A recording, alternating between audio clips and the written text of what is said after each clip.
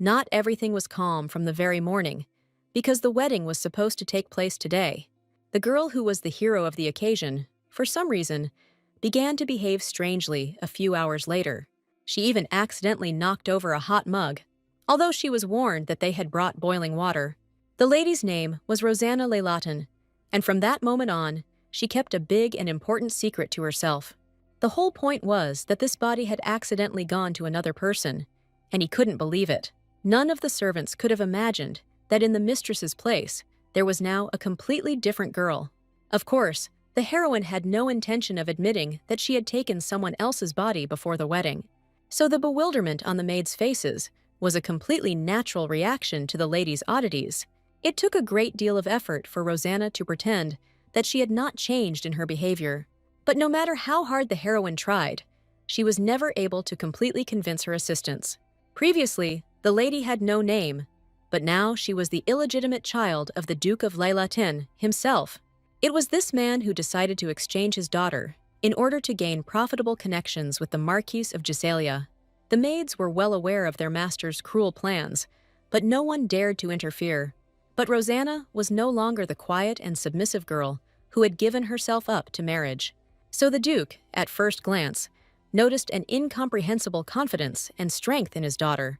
Having received a new life, Miss was not going to waste it thoughtlessly on the desires of other people.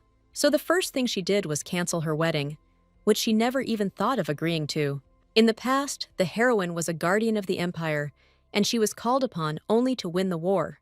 But, as soon as the empire won again, the hero was sent to sleep until the next battle. Such a futile existence only for the sake of the emperor could not help but upset the great warrior.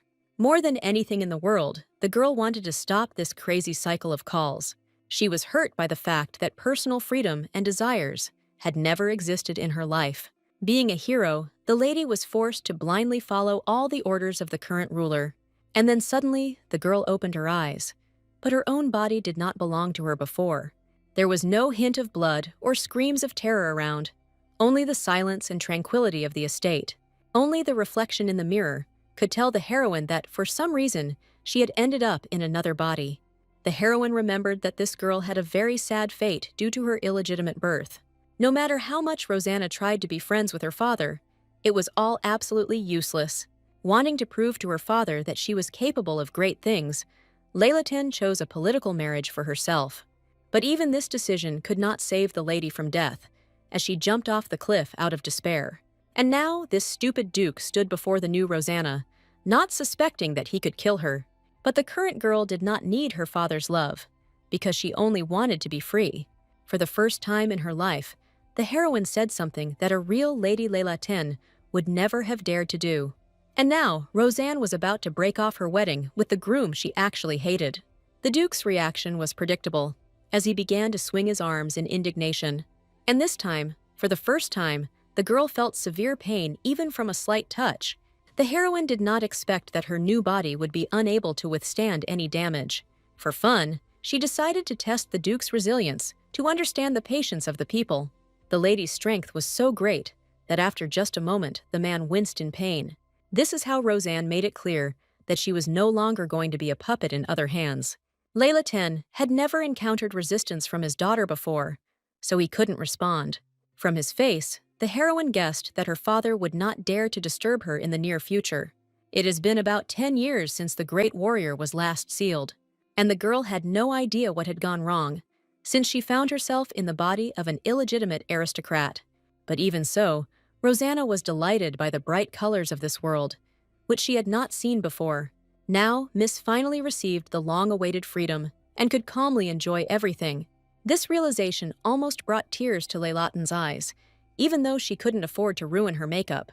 Meanwhile, in the main hall, no one suspected that this wedding would not actually take place. The aristocrats cheerfully discussed the future newlyweds, feeling sympathy only for the Marquise. Each of them wanted to get as close as possible to the Giselian family, which was known for its wealth. Suddenly, people heard about the unexpected appearance of some person, which was forbidden. It turned out that Rosanna had hurried into the hall, intending to ruin her own wedding. But the heroine was involuntarily distracted by the beauty of this place, which she had never seen before. On the faces of some aristocrats one could read slight bewilderment mixed with friendliness. But this did not bother the lady at all, who was used to not paying attention to others. Layla Ten was genuinely glad that she had managed to meet all these people in one place. She saw that many could not hide their smiles, trying not to pay attention to her. While the aristocrats did not understand what was going on, the girl felt confident.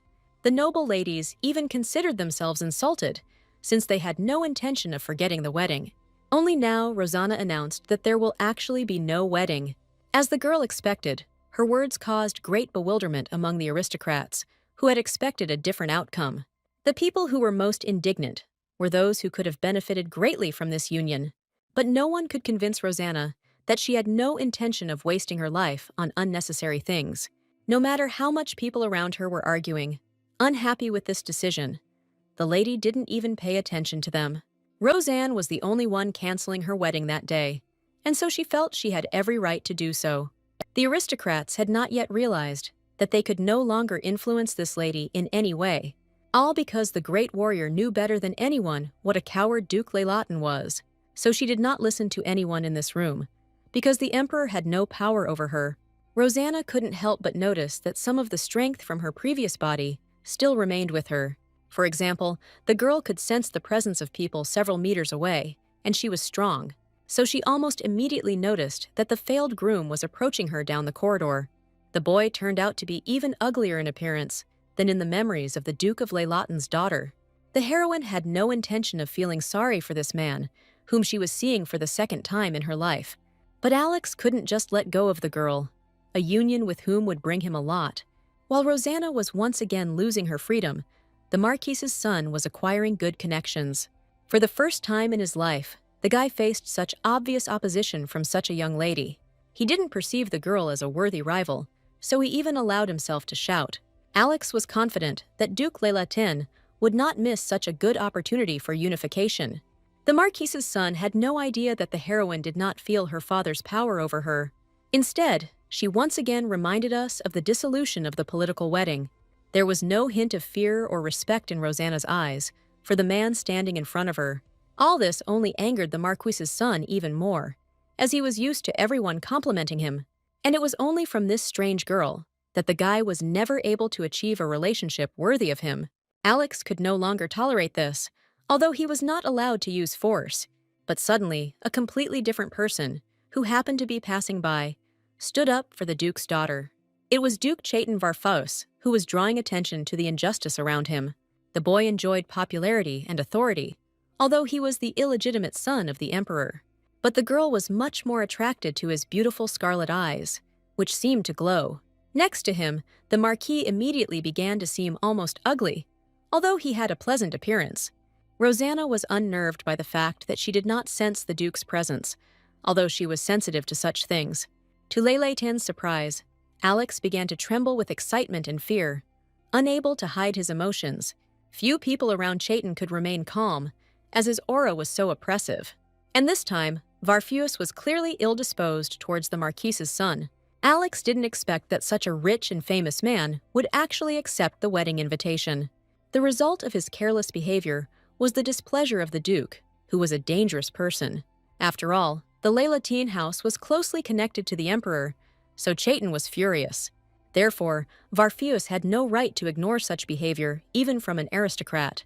Alex found himself completely humiliated in just a few moments, as if he had no eloquence. But the boy understood perfectly well how dangerous it was to contradict a relative of the emperor himself. Therefore, Giselia did not dare to say another word against Chaitin, but quickly ran away. But instead of gratitude, Varfus heard that he should thank the lady.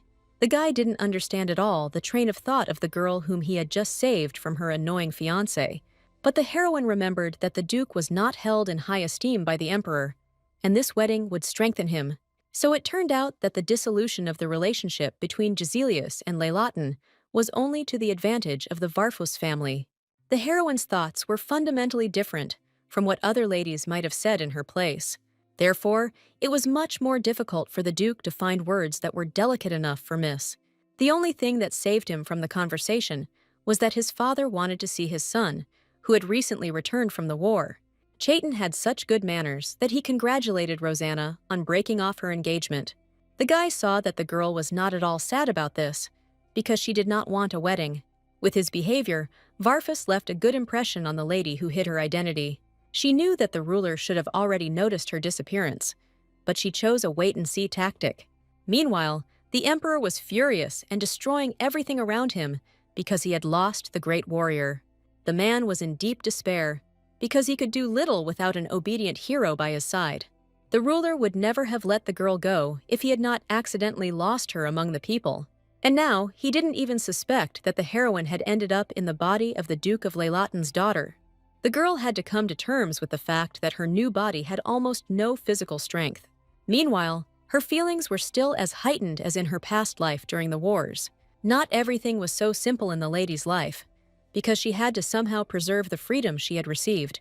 Rosanna knew she had to break the seal so she wouldn't be controlled by anyone anymore. But the heroine knew too little to deal with this problem on her own. Before, the girl had no time to think about who she was before and where this strength came from. Each time, the great warrior was called out of eternal sleep only during some battles, and the lady's only task was victory, without which she could not return from the battlefield. But Miss didn't even know anything about the events of 10 years ago, where there was a fight with a dragon, and only the Duke could shed light on this matter, because he received a lot of information from the ruler. In Rosanna's eyes, this matter did not require delay, although the man was currently resting in the room. Everything was leaning towards the fact that nothing would stop the heroine from achieving her goals in any endeavor. The father suspected that his daughter would one day stop obeying him, so he was not surprised. The lady was immediately interested in the fact that the Duke's right hand was still bandaged due to an injury. She clearly remembered that she had firmly shaken that particular hand that time, which could have been the cause of the pain. Leylaten could afford to devote a little time to his daughter, whom he had not noticed for many years, and Rosanna was going to do everything to find out about the squad sent to fight the dragon. She hoped that with her friends, she would be able to break the seal of the great warrior many times faster. The girl was only glad that she had the opportunity to talk with friends. But the lady didn't expect that all those knights would end up dead during the battle. Only Varfus was able to return from that battle, which earned the admiration of Duke Leylaten. For a long time, the heroine could not believe that all her friends died on the battlefield 10 years ago. She thought their reunion was already a done deal, but things turned out differently. The most terrible thing was that the Duke refused to reveal any details of this matter. So Rosanna was unable to find out what exactly happened to the squad of knights close to her heart. No matter how sad the lady was, this time she had to give up on the search for the truth. Meanwhile, the Duke's reaction suggested to the girl that something was fishy about these deaths. It was at this very moment that the heroine heard about the arrival of an uninvited guest at their estate.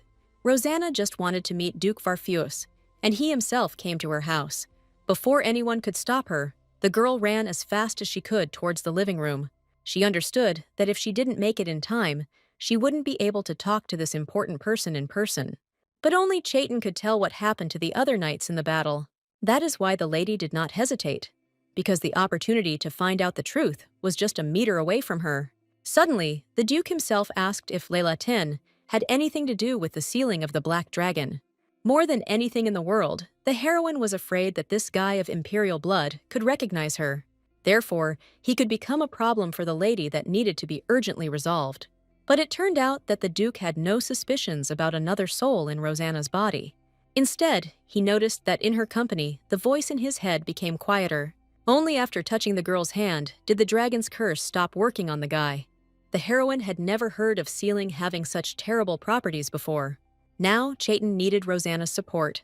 As she had a healing effect on him, the two had a lot to talk about with each other because of the nuances of their lives. But the guards were already pounding on the door, so the couple had almost no time to talk. No matter how much the lady would like to stay, she will be driven away immediately after the locked door is opened. But Leylaten had already learned that the Duke genuinely needed any closeness with her. Although the guy didn't know the reasons, he really did feel better when he was around the girl. And from this man, the heroine needed the fulfillment of any of her wishes in the future. This scenario was too dangerous for Chaitin, despite his constant headaches. There were literally a few seconds left before the girl was thrown out of the room. The thought of a kiss came into Rosanna's head, which could help her in this situation. With this, she intended to seal the agreement with Varfos so that they would help each other in the future. And the guy succumbed to Leilaton's provocations because he needed this union much more. This is how the servants caught the two aristocrats in an intimate moment that no one suspected. Rumors of a kiss between Rosanna and Chaitin quickly spread among many aristocrats. No one could miss the opportunity to talk about such a thing, so the information reached the emperor. All the newspapers were screaming about the possibility of a secret love affair between Leilaton and Varfeos. Naturally, the lady's father could not ignore such a noisy rumor that shook the entire empire.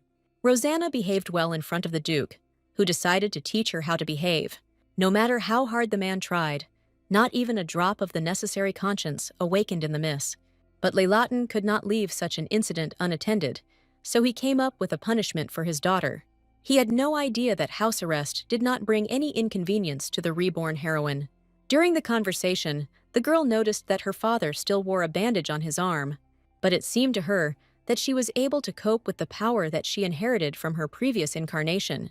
The father did not want to admit the shameful fact that he had injured his hand because of his own daughter, so he told everyone around him that he accidentally injured himself on his wedding day due to stress. The heroine did not contradict the man who desperately tried to preserve his pride and honor. As a result, the Duke quickly returned to the question of what his daughter had been up to with Bartheus. He couldn't accept the fact that the lady had become friends with the man who opposed the crown prince. So, the more the girl defended herself, the more she angered her aggressive father. What Leilaton feared most was that the emperor would disown their family because of these gossips. But this was not part of Rosanne's plans when she entered into an alliance with Chaitin. The girl knew that the ruler would definitely look for her, as he would not let his hero go. So she needed to break the seal before the emperor called her into service. Now the great warrior was hidden in the house that was closest to the ruler, but any strong gossip could destroy this connection, which is what Duke Leilaton was worried about. But all these nuances did not bother Rosanna, who simply wanted freedom for herself. So she wasn't going to stop, no matter how much she got on her father's nerves in the process. The man desperately searched for a way to avoid His Majesty's wrath, and the girl offered him to give her in marriage to Bartheus, which would have angered the emperor even more. It wasn't just the lady who still remembered the agreement that was sealed with a passionate kiss. Chaitin still couldn't get over what happened, because he was cautious around ladies. And now, instead of working with his thoughts, he constantly returned to Rosanna's strange actions. His assistant could not understand the reason for the gentleman's oddities, but tried to support him in his own way. But the boy was not at all burdened by the fact that the emperor ultimately did not come to meet his son.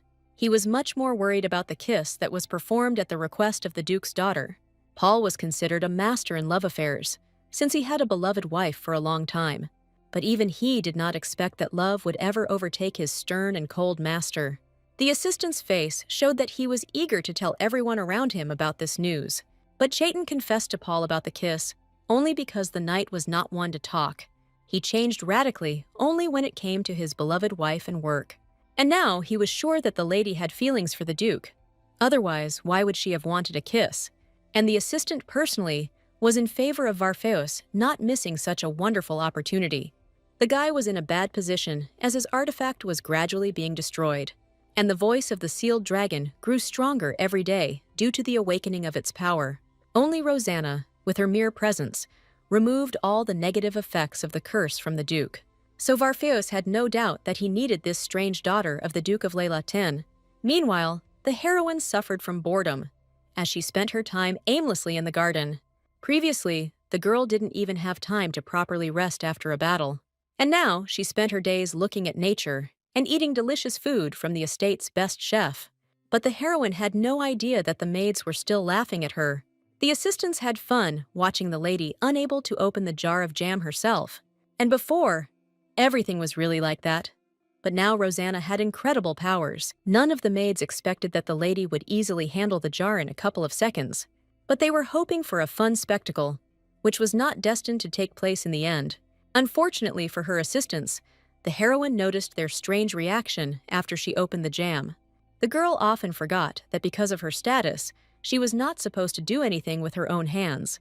It will take a long time for the lady to get used to the fact that everyone around her is obliged to take care of her down to the smallest detail. This time, Rosanna came to her senses in time and allowed the maid to open the jar for her. The assistant was confused by the strange behavior of the lady, who did not seem like herself. But the maid was even more surprised because she could not open the jar of jam. For some time, the heroine silently watched the maid's attempts to correct this situation. But the lady did not have much patience, so she demanded that the jam be returned to her. The assistant decided that Rosanna had deliberately closed the lid tighter to make fun of her. She couldn't believe her eyes when the miss opened the lid again with the same ease. And the great warrior, as if nothing had happened, began to enjoy the delicious food. If the real Roseanne were in her place, she would definitely have made a scandal about this.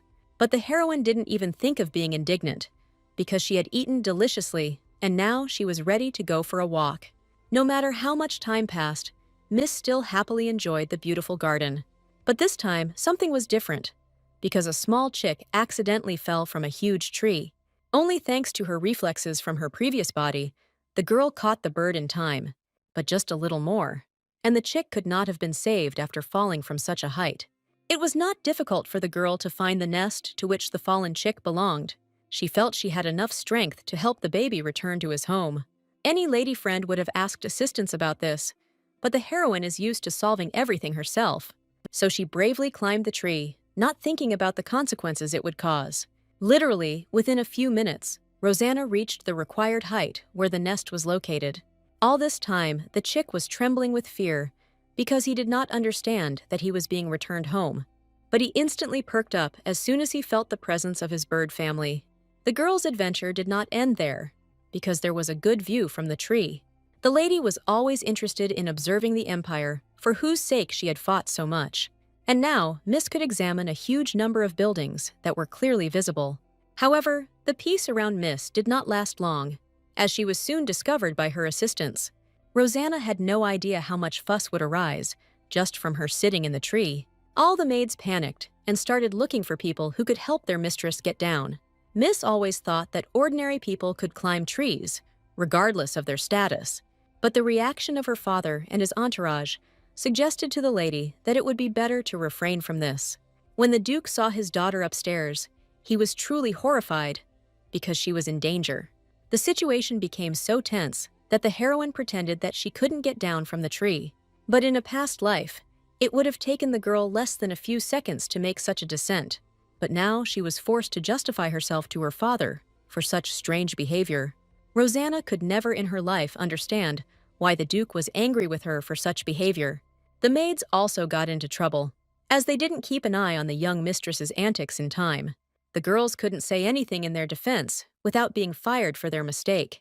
The maids found themselves in a difficult situation, as they had nowhere to go at such a time. Unexpectedly, the heroine, who hated such injustice, stood up for her assistants. The girl saw that the maids were simply repeating her father's attitude, which was to ignore his daughter. The Duke felt ashamed of the lady, whom he had really not paid attention to all this time. So the servants' attitude and their ridicule did not come out of nowhere, as one might think. They saw how the master treated his daughter and repeated his actions exactly. Layla Tan had nothing to say in response to the girl, because he was neglecting his duties. All this time, Rosanna was raised alone, never seeing love from her father. The fact that she was an illegitimate child was firmly ingrained even in the heroine's head. Therefore, the lady did everything to ensure that the poor maids would not be punished for her. The great warrior loved to give a second chance to everyone, even if it was not deserved. The Duke watched in surprise at his daughter, who for the first time in her life seemed like an adult to him. Despite being under house arrest, the lady still managed to sneak out of her room that night.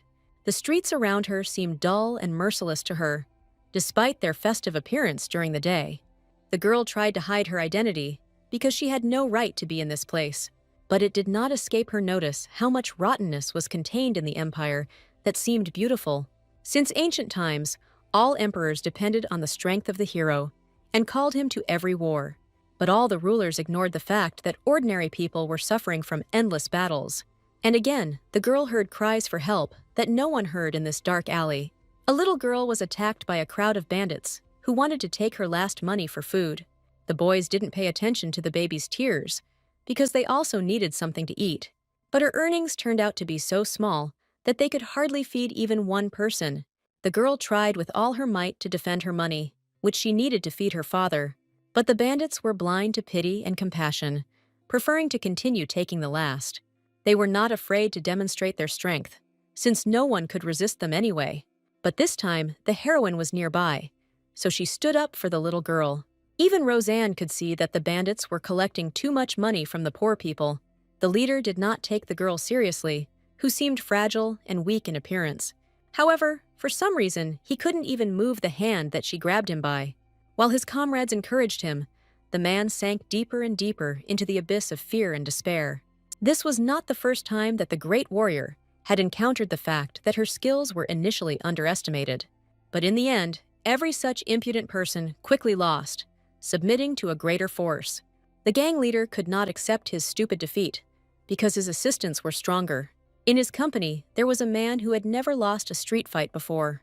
But Rosanna didn't even listen to the words of this guy, who seemed annoying to her. As a result, the unlucky bandit lost consciousness even before he hit the ground with his head. The lady made it clear that none of the attackers would be able to defeat her, no matter how hard they tried. That's how, in just a couple of minutes, the heroine brought order to one of the city's most brutal streets. From now on, bandits would never agree to rob people for fear of death. The boys remembered this short lesson well, as they had long life plans. While all the bandits were beaten, Rosanna only slightly strained her wrist. Because of this, none of the opponents even thought of attacking the fragile-looking girl anymore. The great warrior often saved civilians, even though she fought for the emperor. But at such moments, she was glad of her strength, because she could do more than just kill on the battlefield. The heroine saw how important her support was for people, and therefore she tried harder. But, as in her previous life, she was not going to give her name, so as not to start rumors. Instead, the lady asked the girl to grow up to be a kind and sympathetic person, despite her poverty. Rosanna hoped that even one saved citizen could change a lot in the empire. She was delighted by the sincere smiles on the faces of people who usually only cried and were sad. However, Miss could not stay forever with the baby, who would have to save herself. But the seeds of hope were planted deep in the girl's soul, and she was not going to give up anymore. Seeing the confidence that flashed across the little girl's face, Rosanna herself broke into a smile. The next morning, the heroine had a meeting with the Duke, who had heard about her story with the tree. The guy couldn't believe that the noble lady herself had climbed a tall tree for some reason. For the first time in his life, he had met an aristocrat who was so reckless with herself. But the heroine herself was much more interested in how the curse had affected the Duke in recent days. Chayton was ashamed to admit that that kiss had saved him for the entire week. The girl had no idea what a strong influence she had on the guy. Instead, the lady saw that Varfeus had blushed again and attributed it to his poor health. She could only help Chayton with her touch, so the effect quickly wore off. But, at least in the company of a girl, the guy's ability to think clearly was fully restored. But even this did not help the Duke to think in advance that the lady would not always be nearby. But if something happens to Miss, then Varfeus will be forced to suffer from pain again. The guy had only recently encountered the curse's intensification, so he hadn't come up with any plan. He was lucky to meet Rosanna, but their acquaintance still only helped temporarily. At that moment, completely different thoughts were spinning in the girl's head, which she decided to voice. The heroine was curious about how the Duke was feeling now, so she asked this question. Chayton's mind immediately flashed to Pole, and his certainty that Rosanna was in love with the gentleman. But the guy wasn't mentally prepared for something like this, since he hadn't sorted out his feelings. Like a true gentleman, he tried to do everything to make the girl feel good. But the Duke had no idea that from the very beginning, Layla Ten had been worried about his well-being. The lady didn't even think about love, because she was only concerned about the state of her new acquaintance. Varfeus himself did not expect that he would be upset by such an independent state of affairs. Rosanna, however, was all for playing the role of a couple so that she could continue to treat the Duke. Varfeus could no longer bear such confusion in his head because he turned out to be wrong about the lady. The guy barely managed to hide his embarrassed face, which was probably very red from emotion. So today, he was unable to talk even a little more with the Duke's daughter. Rosanna didn't even have time to say anything to the guy before he ran away as if he had someone. The girl fully admitted this possibility, since Chayton had long since reached the age of marriage. A little later, the lady was sad, only because she had not managed to ask Varfeus about the most important thing. But she really wanted to know what happened to her friends during the battle with the dragon. But what bothered Miss most was that she still could not feel the Duke's presence. The heroine didn't have a chance to stroll around the garden for long, as a maid came running to her with an urgent message. It turned out that the Duke's daughter had a guest waiting in the reception room, and she immediately thought of Chaitin. This was an excellent opportunity for the lady to finally ask the guy the questions that were bothering her. But it turned out that it was not Varfeus who was sitting in the living room, as he had already left long ago.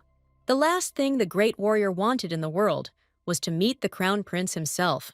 The guy was narcissistic enough to demand undeserved attention from the lady. Joseph Belloise, both in manners and in appearance, strongly resembled his father on the throne.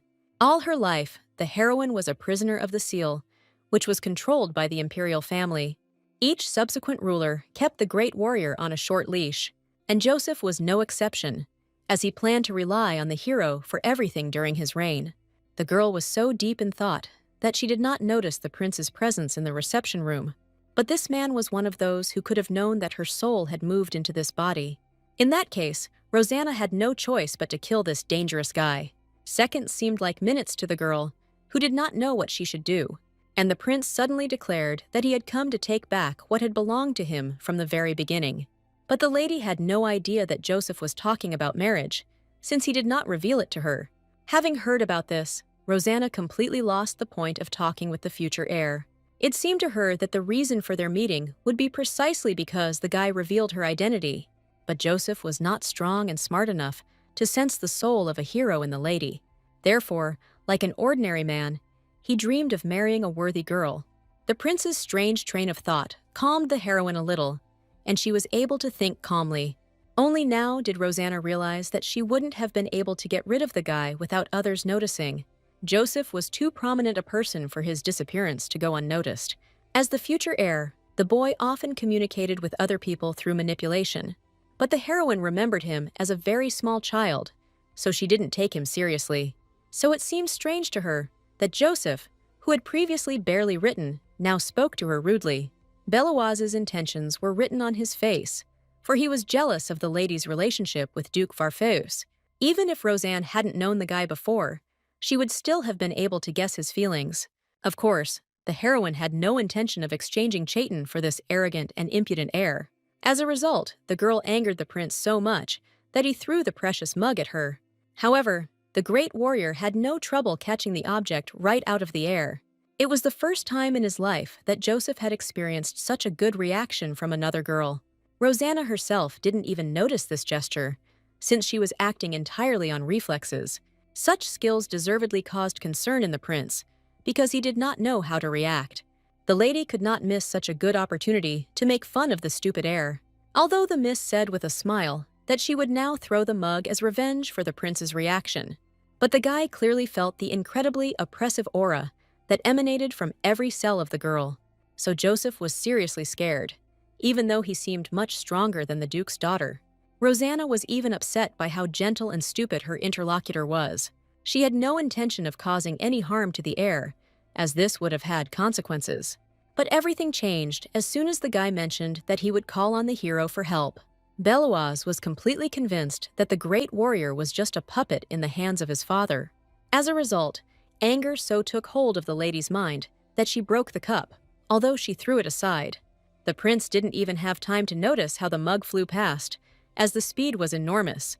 This once again made it clear to him that Rosanna possessed some kind of phenomenal abilities. At that moment, the heroine did not think at all that she was contradicting the heir to the throne himself. She was sure that the emperor would not be able to summon her soul in the near future. But the guy couldn't admit that he was scared to death by the sweet and weak girl. After all this would lead to people around doubting the reliability of the heir. No matter how much the prince's hands shook from resentment and disappointment, he understood that the lady was right.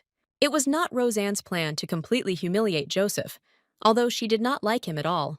Thanks to her sense of smell, the lady heard another person approaching them in advance. It turned out to be Duke Leilatin, who had just learned of the arrival of the emperor's heir himself. The man immediately noticed that there was only one cup on the table, which was a breach of etiquette. He couldn't believe that his daughter had asked the maids for tea just for herself. But in fact, the heroine simply managed to break one of the cups that contained tea. Laylatin was horrified that his beloved and expensive set had broken so quickly. He immediately realized that his daughter, who had shown herself to be bad, was definitely involved in this. Rosanna felt no regret at all about having managed to frighten the poor prince, but the Duke was not on the girl's side, as he was afraid of losing the Emperor's support. Although, according to the heroine, it was the Crown Prince who first started acting up. But the Duke no longer felt the same anger towards the prince as he did towards his daughter. Never before had Laylatin been forced to reprimand an adult for whom the throne was intended. So he was afraid that Joseph would get angry because of the stupid girl's unpleasant words. For the first time in a long time, the lady felt truly pathetic about her own father. What angered Miss most was that the Duke was unable to be alone with the boy. He clung to his daughter with all his might, just so he wouldn't have to bear the responsibility of the conversation alone. Rosanna easily read all of her father's tricks, so it was easy for her to resist them. She understood perfectly well that re-educating the Duke would take too much time. The only thing the lady didn't know was why the Emperor didn't tell his son anything about the hero. It turned out that the ruler was trying to hide his weakness from his heir in order to preserve the throne. The great warrior was always just a toy in the hands of successive emperors, and the only thing that kept the girl from killing was the seal that controlled her entire life. But the current body was so weak that Miss could get hurt at any time. The only thing that saved Rosanna was that she now had real allies who were not going to betray her. It was about Duke Varfaus, because he needed the lady even more than she needed him. That is why the heroine was sure that the guy could never betray her. So the girl was going to make good use of such a person on her side. But due to her father's punishment, the lady could not visit Chaitin on her own in the near future, so she couldn't think of anything better to do than send her maid to the Varfus estate. The Miss's only mistake was that the assistant was not mentally prepared for such a trip. This girl clearly didn't think she would have to complete such a difficult task. In Rosanna's eyes, the maid could have done more in gratitude for saving her from being fired. But the assistant acted as if such a task was completely impossible for her. The lady didn't even think of despairing so quickly, because she had a plan in case this girl didn't agree to help. She treated all the servants with sympathy, because for them, Duke Laylatin was now a great authority. Therefore, the Miss rewarded the maid with an expensive decoration. Although she did not agree to go to the Varfus estate, Rosanna still didn't see any need for these items, which she didn't really wear. While the maid stubbornly could not understand what she should do with all these expensive items, the heroine was sure that her assistant would not be able to refuse such a precious gift. Even the Duke never spoiled his servants with such expensive and beautiful things as payment. And indeed, just a second later, the maid agreed to go to the Varfus estate. The lady was amazed at the speed with which her assistant took her side, mentally rejecting the Duke. This girl's name was River, and from now on, she was faithful to her generous and kind mistress. So Rosanna could do whatever she wanted in the presence of the maid without fear of gossip. As a small revenge, the lady asked to buy new jewelry and write off the entire amount to the Duke.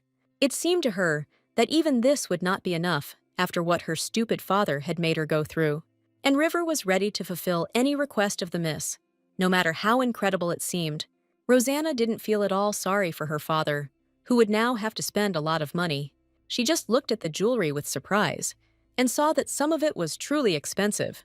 A little later, the heroine again encountered rumors that the maids were freely spreading. The assistants did not hesitate to speak near the mistress, since they had almost no respect for her. But the lady herself enjoyed playing the game, according to the rules of which she found figures in the clouds. The girl was so engrossed in her work that she didn't pay attention to anyone around her. But then the peace and quiet was cut by the loud cry of the Duke, who was outraged to the depths of his soul. It was the first time in his life that Laylatin had seen such a long shopping list from his illegitimate daughter. However, Rosanna kept a straight face, as she had anticipated this reaction. The man did not want to deal with such expenses, although they had already fallen on his head. He was used to the fact that the girl did not ask him for anything, so he felt hurt. The heroine had already decided to use family connections to solve this problem, so she reminded her dysfunctional father that he was, after all, still her parent. Thus, the girl easily shifted all responsibility for what happened onto the Duke. The lady hoped that Laylatin would understand the meaning of the words spoken to him and change his behavior a little. But this man was so stubborn that he simply refused to pay the entire check. This situation turned out to be disadvantageous for Rosanna, who had no financial savings at all. But Leilaton had already found a way to teach his daughter a lesson, so he wasn't going to stop at words. As soon as the lady received permission to sell her jewelry, her face changed. The girl knew in advance that her father could reduce everything to such stupidity, so she did not despair. Only the Mrs. Maid, who knew the price of the jewelry, began to worry about this. But River did not have enough authority to dissuade the lady from selling the jewelry. No matter how hard the Duke tried, not a drop of regret crossed his daughter's face. The Duke even asked Miss to watch her speech better, since she communicated freely. But in her past life, Rosanna wasn't used to thinking before speaking. So this time too, it was hard for the girl to get used to the fact that she had a different status. For some reason, the lady thought that no one could punish her for her lack of manners. The prince showed himself to be extremely stupid at their meeting, so he is unlikely to return for revenge. Only now did Rosanna see that her father had at least given her words some thought. The heroine still had a long way to go before the Duke would start thinking like a good man. But the man didn't expect that his daughter would decide to sell gifts from the ruler of the empire himself. This circumstance caused another outburst of anger in the Duke. Although he had almost calmed down, the man knew very well how harsh the ruler could be in his decisions. But the heroine believed that with her strength and skills, no one would be able to resist her. Rosanna forgot only that she alone knew about her incredible reincarnation into this body. So the reaction of the Duke, who extended his daughter's house arrest, was quite logical. Even in this state, the lady did not despair, because there was so much beautiful and interesting around. She could spend hours in the garden, which was constantly tended by the estate's gardeners. Only River found the behavior of the lady, who seemed to have forgotten about boredom, strange. The assistant wanted great entertainment for Rosanna, forgetting that Miss was arranging everything. The heroine could spend the whole day observing nature, which gave her pleasure. Everything around was so different from what the girl remembered during her long battles. Her soul was always sharpened only for battles, and the lady was not allowed to do anything else. Every time the ruler changed for everyone, nothing changed in the life of the great warrior. That is why the heroine tried so hard to make up for all the lost years of her life with her walks. So all the maid's offers were quickly rejected, because the lady wanted to go for a walk. However, the girl became interested in the opportunity to get into the estate's huge library. This alone made River so happy, as if she had received a large inheritance for free. But the Duke's daughter was not destined to continue enjoying the pleasant walk. One of the servants hastily reported that an important guest from the nobility had unexpectedly arrived to see the girl. It turned out that Lady Brina Potlengi had expressed a desire to speak with Rosanna personally. But even the guest's high status didn't make the heroine run to her right now with all her might. The Duke's daughter was in no hurry to hurry, as she still wanted to finish her walk. Although the assistant believed that such guests should be greeted immediately, he did not dare say anything to the lady. So the lady could only guess why the daughter of the Potlengi house decided to visit her. Leilaton was certain that no one in her family had ever interacted with Lady Brina before, and Miss did not share River's assumption, who was hoping for friendship between the ladies. The maid announced that Brina often became the bearer of the title of the Heavenly Galaxy.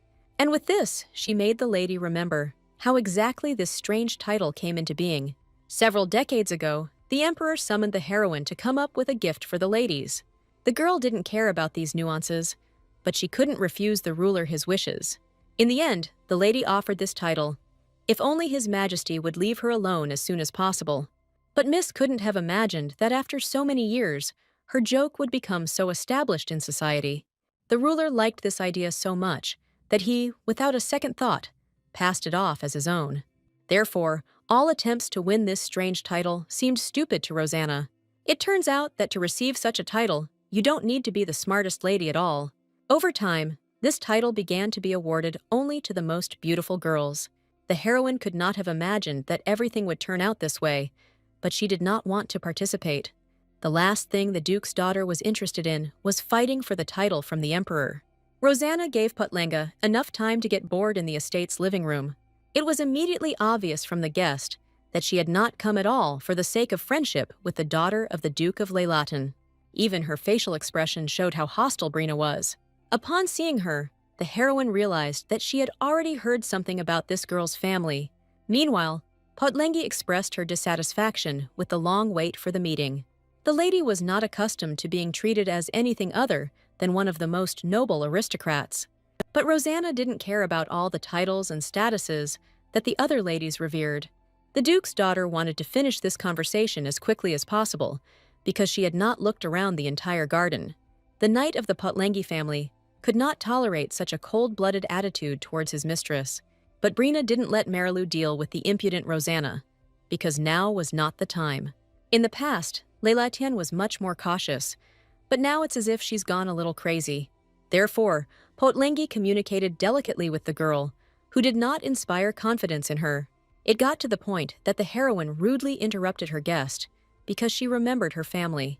Rosanna cheerfully stated that it was this family that bought their title to become aristocrats. This blow was below the belt for Brina, who carefully hid her ancestry from everyone.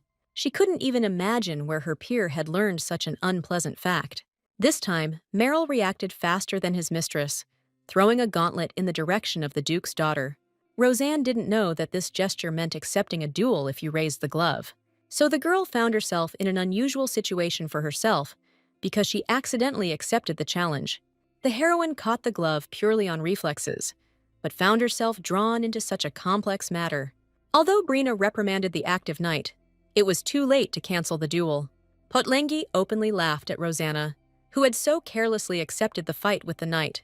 The girl was sure that Leilatian would not be able to find a worthy protector. Only the maid understood the full danger of this duel with the knight from the Potlengi family. Merrill was known as a strong competitor, as he almost joined the Imperial squad. The difficulty was also that Rosanna could not compete in this fight herself.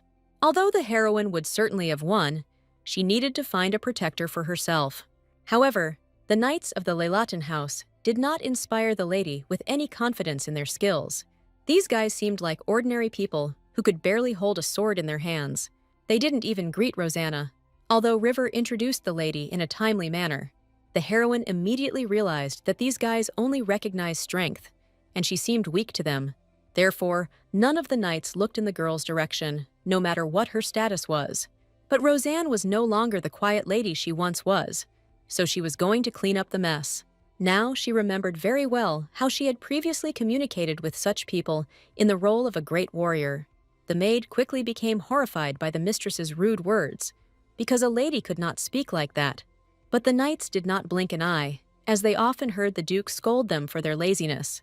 They completely forgot that the girl had the opportunity to fire everyone from the Leilatian estate. The knights became wary only when the lady seriously announced their removal from office. Rosanne manipulated the boys to the fullest extent, playing on their weaknesses that they were unaware of. And this time, the knights could not look down on the lady who had captivated them with her words. And the miss was already demanding with all her might that the butler and the captain of the knights come to her so that she could fire everyone. Rosanna no longer feared anyone except the emperor, who could seal her away again for battle. So the knights were foolish when they thought that the lady could not resist them. All their hope was on the commander named Andrew Segway, who knew how to charm people. The boy looked so handsome and harmless that the Duke often forgave him for his mistakes. But the heroine was not one of those who would agree to take all the blame for what happened upon herself. But Andrew was confident that he could win over the young girl with his appearance alone. Rosanna just smiled in response, informing everyone that they needed to fight Merrill. Each of the knights knew very well how bloodthirsty and strong this man was. So among the guys, there was not a single one willing to stand up for the honor of the Duke's daughter. The heroine immediately suspected that all the knights' courage would fade after the words about the duel.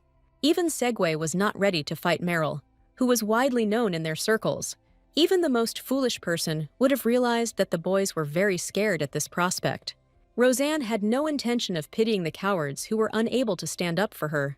But all the knights supported the commander, who lied that they would have fought with someone else.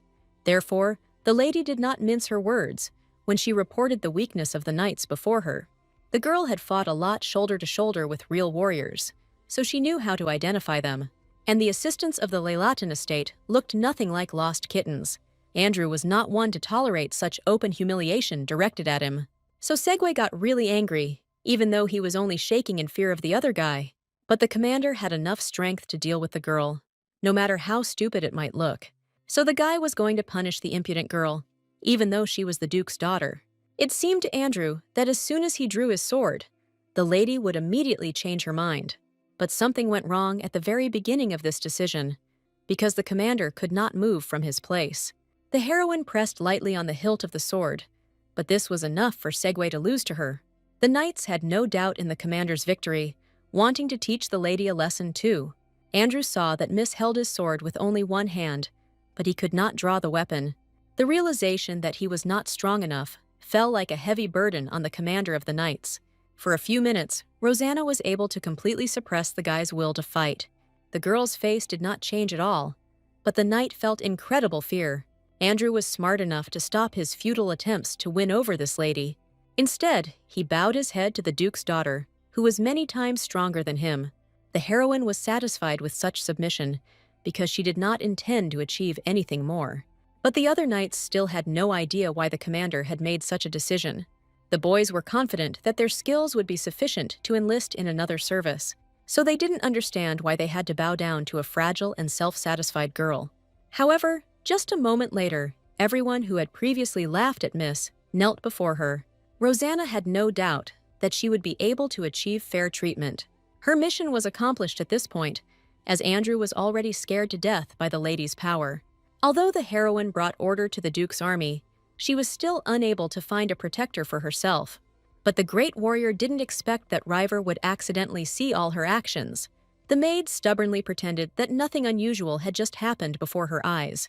This made it clear to the Duke's daughter that this girl could be trusted if she was well bribed. For such occasions, Rosanna always had small pieces of jewelry with her to ask for silence. As soon as the assistant saw an expensive thing, she immediately agreed to do any job. It was easiest for the heroine to have conversations with such a person, since there was a lot to hide. Even if River had her own opinion, she obediently obeyed the rich lady in everything. As soon as Rosanna left the squad of knights, some of them left of their own free will. Andrew did not restrain any of the proud cowards who did not want to submit to the young lady. But although the lady had given the guy the desire to train, now none of them were suitable for her. River thought that for such an important matter, they could easily hire some mercenary. But the heroine knew better than anyone that she shouldn't have given her money to these scoundrels. So the maid accidentally became a witness to how angry her mistress could be. From her past life, the heroine remembered all too well how often mercenaries deceived her. So River had no choice but to admire the lady's clever thoughts. Of the two of them, only the maid took the duel situation seriously. The assistant could not allow the lady to tarnish her honor, although Rosanna did not understand anything. Vast experience in battles told the heroine that sometimes it was possible to escape from the battlefield. River couldn't help but feel sad, knowing how much was at stake in this fight. This information immediately interested Rosanna, who needed money. She immediately wanted to personally participate in the betting, although no one believed in her victory. This only made the maid even more frightened, because her mistress still had not found a knight for herself. But the Duke's daughter was already ready to put everything she had on the line, so River had to show the lady the way to the place where all the aristocrats were placing their bets.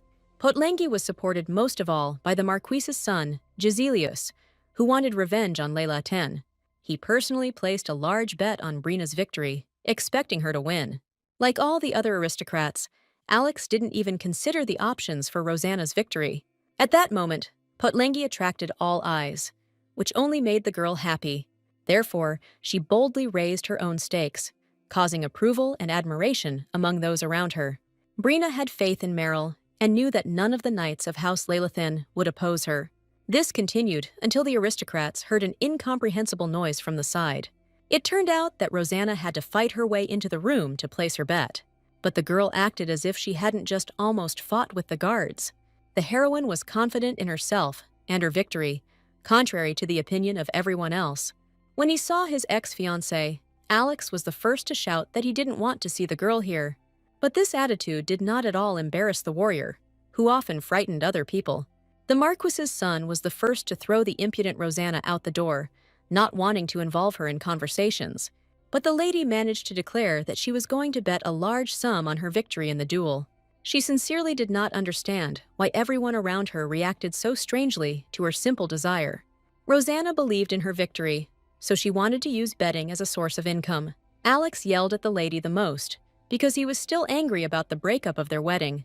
On his side was Potlengi, who felt the same hatred for the arrogant Layla Ten. But even Brina was surprised that Rosanna planned to defeat Meryl. The aristocrat made an incautious remark towards the heroine, which did not go unnoticed. The great warrior's gaze darkened sharply, bringing terror to all her opponents in the hall. Potlenga had the good sense to keep quiet at that moment, to avoid getting into more trouble. The entire hall instantly fell silent, sensing the oppressive atmosphere emanating from the Duke of Leylaten's daughter. Brina suffered because she still perceived Rosanna as a good-natured person. But now, Lady Potlengi saw how much the Duke's daughter had changed in such a short time. Evil tongues could not remain silent this time either, although Rosanna terrified with just her gaze. But all her life, Layla Ten had been as quiet as a mouse, and then suddenly her behavior changed dramatically. Her mere presence was noticeable from afar, although the girl herself did nothing in particular. Now, people couldn't take their eyes off the lady who was acting so confidently, so no one dared to argue with the Duke's daughter, no matter how much they wanted to drive her away. Instead, the heroine finally made it to the table where bets on the battle were being taken. She quickly signed the document, placing a high stake on her victory. After this, the lady disappeared from the hall, as if she had never been there. But people remembered everything. The aristocrats began to discuss Rosanna, and only Varfeos continued to keep aloof. A few days later, the heroine behaved as calmly as she had every day up to that point. But River was unable to contain her excitement, because the duel was supposed to take place tomorrow. But the lady didn't even want to hear about hiring mercenaries for this difficult battle. The heroine was full of righteous anger every time the maid suggested this option. Of course, the assistant wanted the lady to win, but without the knight, nothing good would happen. That's why she felt so deeply every time Rosanne turned down guys. Since the announcement of the duel, many candidates have come to the Duke's daughter, but she did not approve of them. The great warrior could not allow someone weak to defend her honor in front of people. That's why she didn't listen at all to the cries of her father, who was trying to intervene in this duel. Raver heard that the Duke ended up taking it out on the knights who tried to leave him. Only now did Rosanna notice that the maid was too indifferent to her duel. But the assistant didn't have to support the young lady so much. In fact, the girl was counting on the fact that if she won, she would also receive something expensive. The heroine was good at recognizing lies, so she realized that her assistant was telling her the truth. The lady liked the fact that River didn't try to hide her true intentions from her, so Miss was once again convinced that she had found the right person for herself in the estate. The maid, in anticipation of a reward, did more and more useful things for her young mistress. It was only thanks to her that the heroine learned that everyone in the estate knew about the absence of her knight. But Rosanna was interested in the fact that, for some reason, other aristocrats also knew about her affairs. This was the only question River had no answer to, since she couldn't suspect anyone she knew. In fact, the great warrior had no intention of remaining idle, as she wanted to win the duel.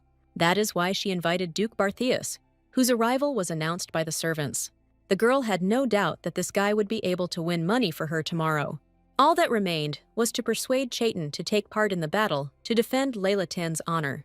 But from the very beginning, the acquaintance looked somehow wary and tense from head to toe. However, Rosanna was not good at identifying what exactly was bothering people, so she threw the idea out. The lady was only interested in why the Duke had not visited her earlier, although he had the opportunity. Miss sincerely tried to get closer to this man who was on her side, and the girl's words sank into the soul of the guy, who gradually began to fall in love with her. Chaitin could not react calmly to such words that brought them closer to each other. That's why Varfus himself blushed noticeably, even though the heroine didn't mean anything romantic.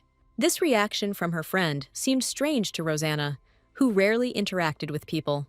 Only by quickly changing the subject was Chaitin able to avoid an awkward situation. He quickly learned that the lady had recently been visited by a member of his imperial family, and now the guy felt guilty for attracting Joseph's attention to the girl. It was immediately clear that the Layla Ten family was under constant surveillance by the emperor. So, by his presence on this family's estate, the Duke put all the aristocrats at risk. But Rosanna wasn't interested in such nuances, because she knew that the guy had bet on her in the duel. Apart from Varfeus, no one else would have dared to name such a large sum in battle. Besides, Only Chaitin could believe in his ally's victory, no matter how incredible it seemed.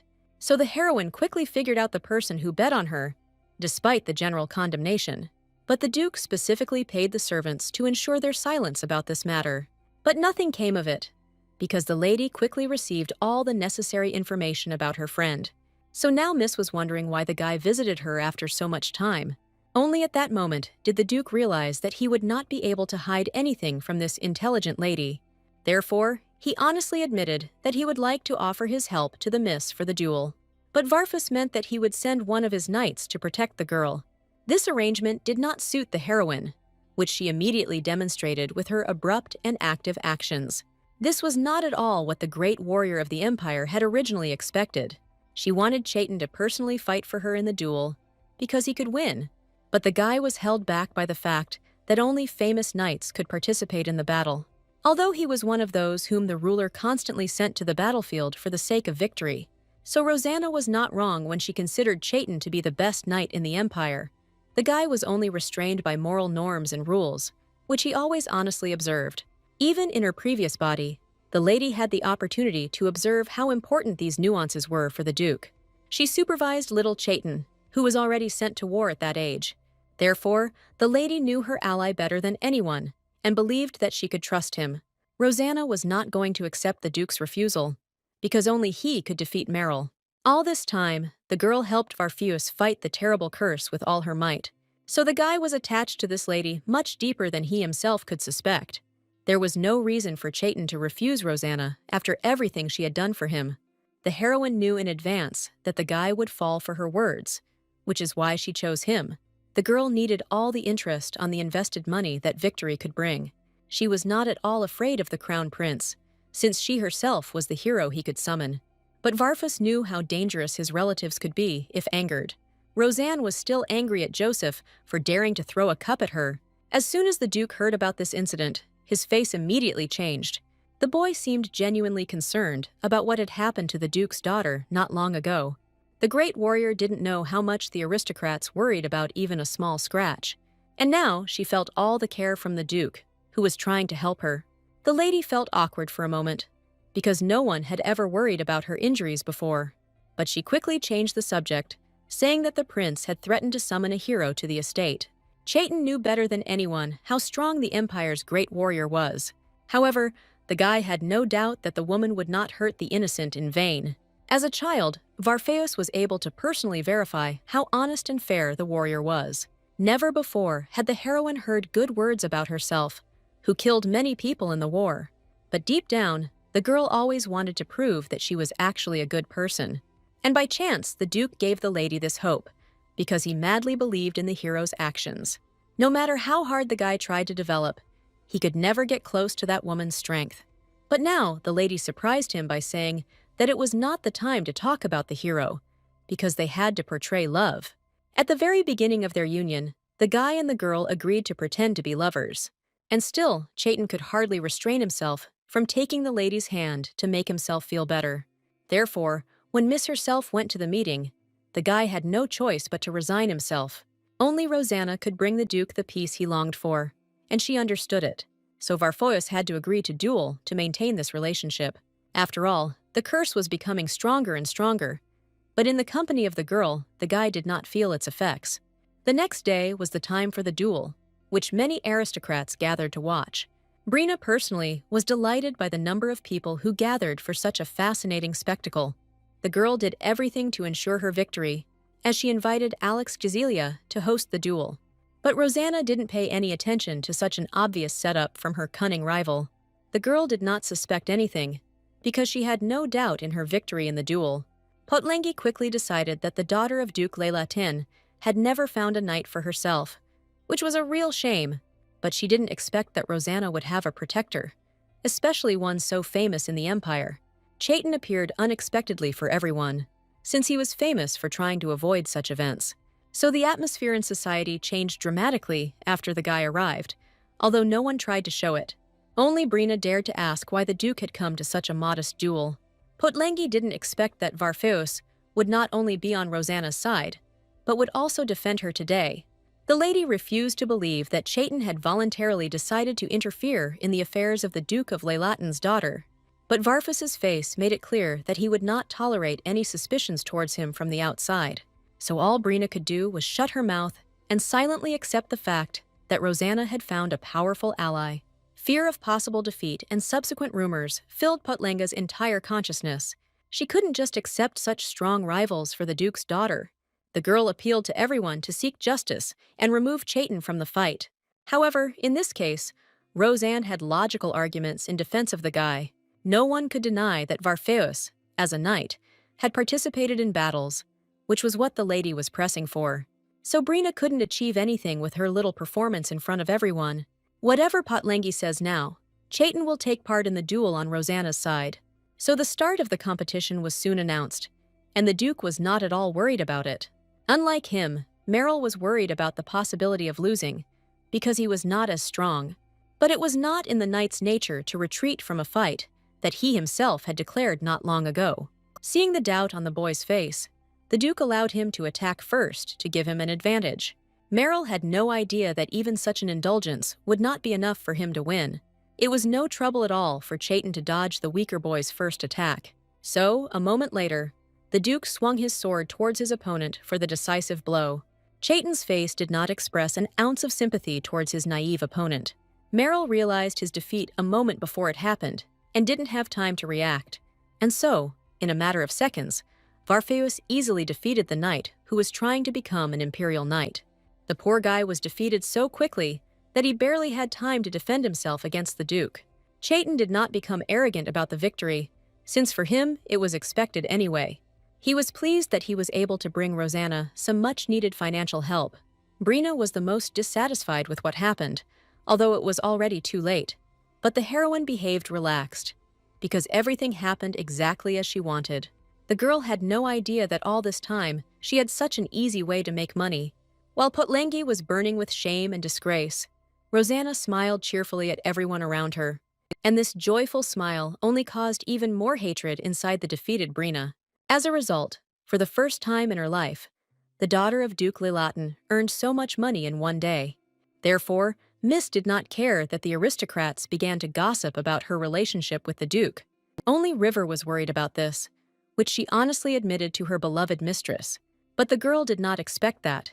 Instead of answering, Rosanna would suddenly ask her for something. The maid had recently received a bonus, so she thought the lady was asking for it back. But the heroine only needed the key to the library, which her assistant got for her. The great warrior was never so petty as to deprive anyone of gifts. Raven was overjoyed that her expectations were not met, and the money remained with her. From now on, the assistant was going to do her job for the mistress even better. But in reality, Rosanna's plan was much more insidious than the maid could have imagined. This is all because the girl did not intend to wait until the next morning, but took advantage of the onset of night. The lady didn't need anyone to know exactly what books she was going to read. And if you take books during the day, you need to write down each one separately in the library journal. That's why the heroine went to the library at night, as soon as she received the key from it. She was looking for any information about the expedition against the dragon that the emperor had organized. The books contained a lot of information about how the ruler tried for the well-being of his people. It was only for this reason that he waged endless wars, although it was precisely these that depleted the city's supplies. But in all these books, there was no information about the campaign against the Black Dragon. It turned out that the girl and her comrades were simply erased from history by decree of the emperor. But the lady had to be distracted. As she noticed the presence of some stranger, Miss reacted instantly and caught the man who was secretly watching her. The stranger didn't have time to say a word before the heroine threw him onto the cold floor. She knew perfectly well how torture should be carried out, and she had no intention of forgiving the spy. Rosanna's eyes burned with a burning coldness, as the lady was more serious than ever. The girl knew all the servants in the estate, but she could not recognize this guy by his voice and appearance. Because of the darkness, the heroine could not really see the face of the man she had pinned to the floor, and the nearest lamp was too far away for her to count on light. At the moment when the girl slightly loosened her grip, the traitor managed to escape from her hands. The speed with which he ran away would have made even the fastest runner envious. Miss had no intention of pursuing the spy, as she would have been able to find him in the morning anyway. The heroine would never have left the traitor unpunished. But this matter could wait a little. The next morning, the girl behaved as usual, so she was able to avoid any suspicion. The maid had prepared a trip to the library for her mistress in advance and invited the librarian. When she saw him, Rosanna was immediately surprised, as the guy looked a little strange. His name was Henry Austin, and for some reason, he was wrapped in a scarf despite the warm weather. The guy also looked a little rumpled, as if it was his neck that the miss had been squeezing that night. He announced, somewhat awkwardly, that he would like to personally escort the Duke's daughter to the bookshelves. The maid was delighted with the librarian's help, but the miss did not share her joy, knowing about that night. But Rosanna couldn't tell anyone about her suspicions, because then she would have exposed herself. The girl only had to remove Austin's scarf to be absolutely sure that he was a traitor. Before the lady could say a word, Raven left her completely in the care of this stranger. The Duke's daughter did not understand why her assistant had so quickly trusted Henry, who was almost invisible. Just in case, she sent the maid away on business so that the girl would not suffer because of Austin's actions. The guy behaved calmly, although it was clear that he was clearly hot in this suspicious scarf. However, Henry showed no desire to take it off because he did not want to show his neck underneath.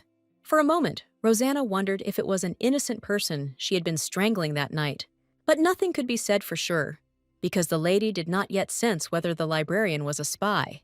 So it was necessary to first look under the scarf, and only then draw any conclusions. Suddenly, Henry himself became more serious and hinted that someone had attacked him that night.